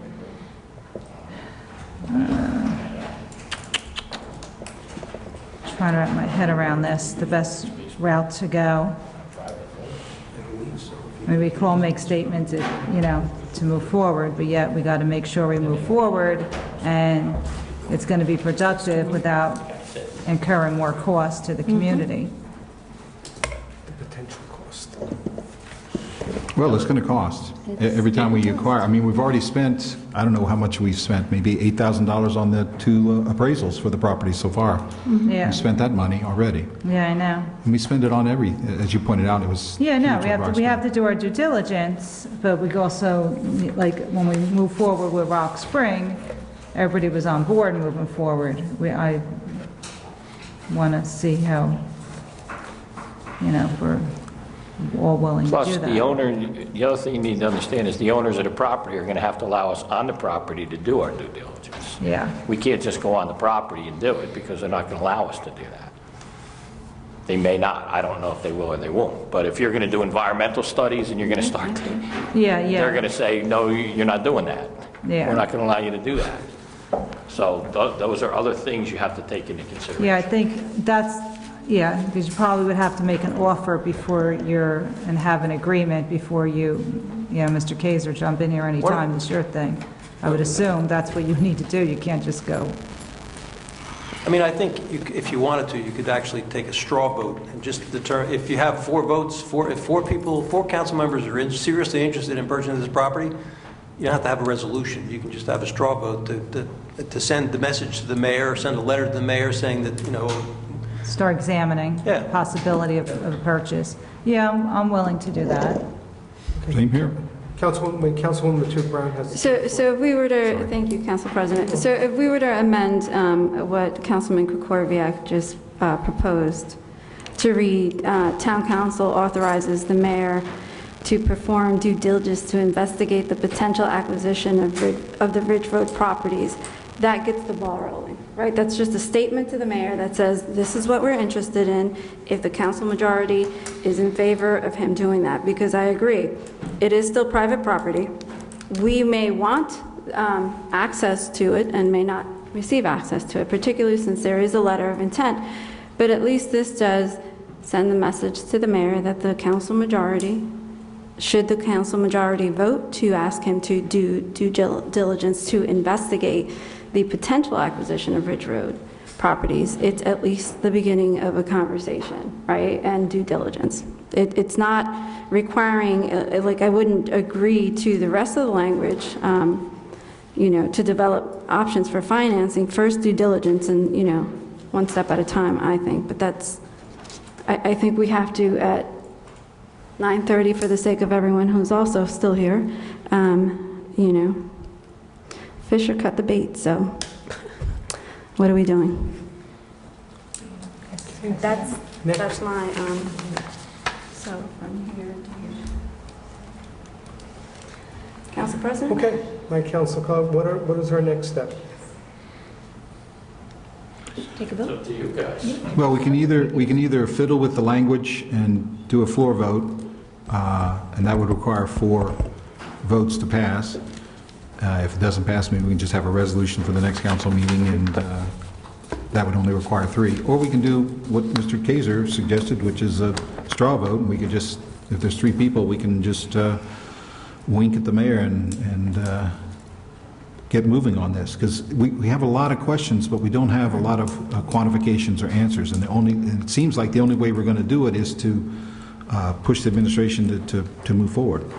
I think no matter, I don't mean to interrupt, but no matter which way you go, I think you really want 4 votes, because if you don't have 4 votes... You're not bonding. Okay, so Yeah, you can't bond. Right. That's true, except what we're really voting for is not for the project. We're saying, if you vote for this tonight, what you're saying is there is some possibility, even if it's 1%, that you might vote for this or some form of this. But in order to get to that vote, we've got to start moving forward. But if you're dead set against it, yeah, obviously you got to vote no against it. But so we should take a straw vote, I guess. Right. I mean, I don't think anybody wants the township to waste money, No. you know, going forward, and if we're not going to get to the end point. So. How about this? I suggest take the straw vote. Mr. Lepore, Mr. Kaiser, Mr. Sayers, and Mr. Linson, you're here as well. Come back to us with Mr. Gross at the next meeting, and just like you pitched Rock Spring to us, outline what we can and cannot do. What's possible and what's not possible, but more concrete information for us so we could take a vote on moving forward.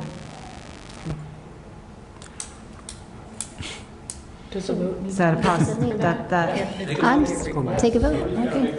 Everybody's looking at each other. I move that we take a straw vote to move ahead with due diligence as quickly as possible. Due diligence. Yeah. Yes, I second. You second it? Yeah. Okay. Councilwoman Castellino? Yes. Councilman Kukoviac? Yes. Councilwoman Matute Brown? Yes. Councilwoman McCartney? No. Council President Garino. With due diligence. Yes. Yes? Yes. Okay. How's that? So, Mr. Sayers, can you convey that to the mayor, or should we? I think I think the clerk could simply write a letter or send an email, you know, and indicate what the vote was and what the wording was.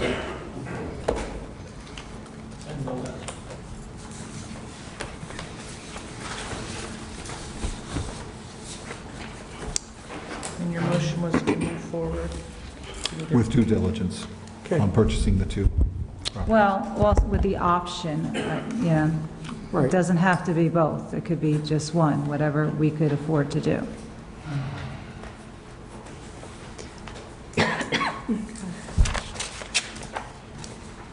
Lay out both options. This is non-binding, just asking for due diligence. Yep. Okay, are there any other pending matters, new matters, or council discussion? I have one pending matter, Madam Clerk, if I could. At the last council meeting, we were talking about some of the problems with, I won't say destruction, but physical impairment of some of the monitoring wells on the old Selecto Flash property down on Central Avenue, and I wanted to find out more about it. Mr. Gross said he would find out more about it, but then he snuck off to Las Vegas. So I'm not conflating the two, but do you Hi, have John, information thank now, Mr. Sayers, or should we wait till the next council meeting? I do not. I do not. Do you have anything new on the capital budget? Some of these monitoring wells were set several decades ago, so between activities that were on site even prior to us being in possession of them, as well as some even after we got possession of it got damaged, so it's important that they get either new ones reset or new ones set or these fixed so that proper monitoring can be done. Yes, and my real issue is that we're spending money to repair this. If the damage to the wells and the destruction of some of them was not our responsibility, I'd like to find out who is responsible and get the money from them, so we can spend our money to mitigate the property as opposed to... Unfortunately, some of the responsibility may have come from prior owners, so I'll find out. Okay. I would appreciate that. Thank you. I have one Yes, thing. ma'am. So and Mr. Lepore, this is really for you, Mr. Sayers. When we approved the capital budget, we had, we had the list, and after looking over the list, I'd appreciate it if we could see, Mr. Lepore, I know if you could give us the next meeting, an update with the firehouses, and if it's a possibility, we could work on the bathrooms yet for them, okay? Thank you. Yes, ma'am. Okay, Madam, anything Motion else? to adjourn? Okay. Is there a motion? Second. All in favor? Aye. Okay. Good night, West Orange. See you at our October 29th Township Council meeting. That's back to a Tuesday night. Everybody have a good week and enjoy. Thank you.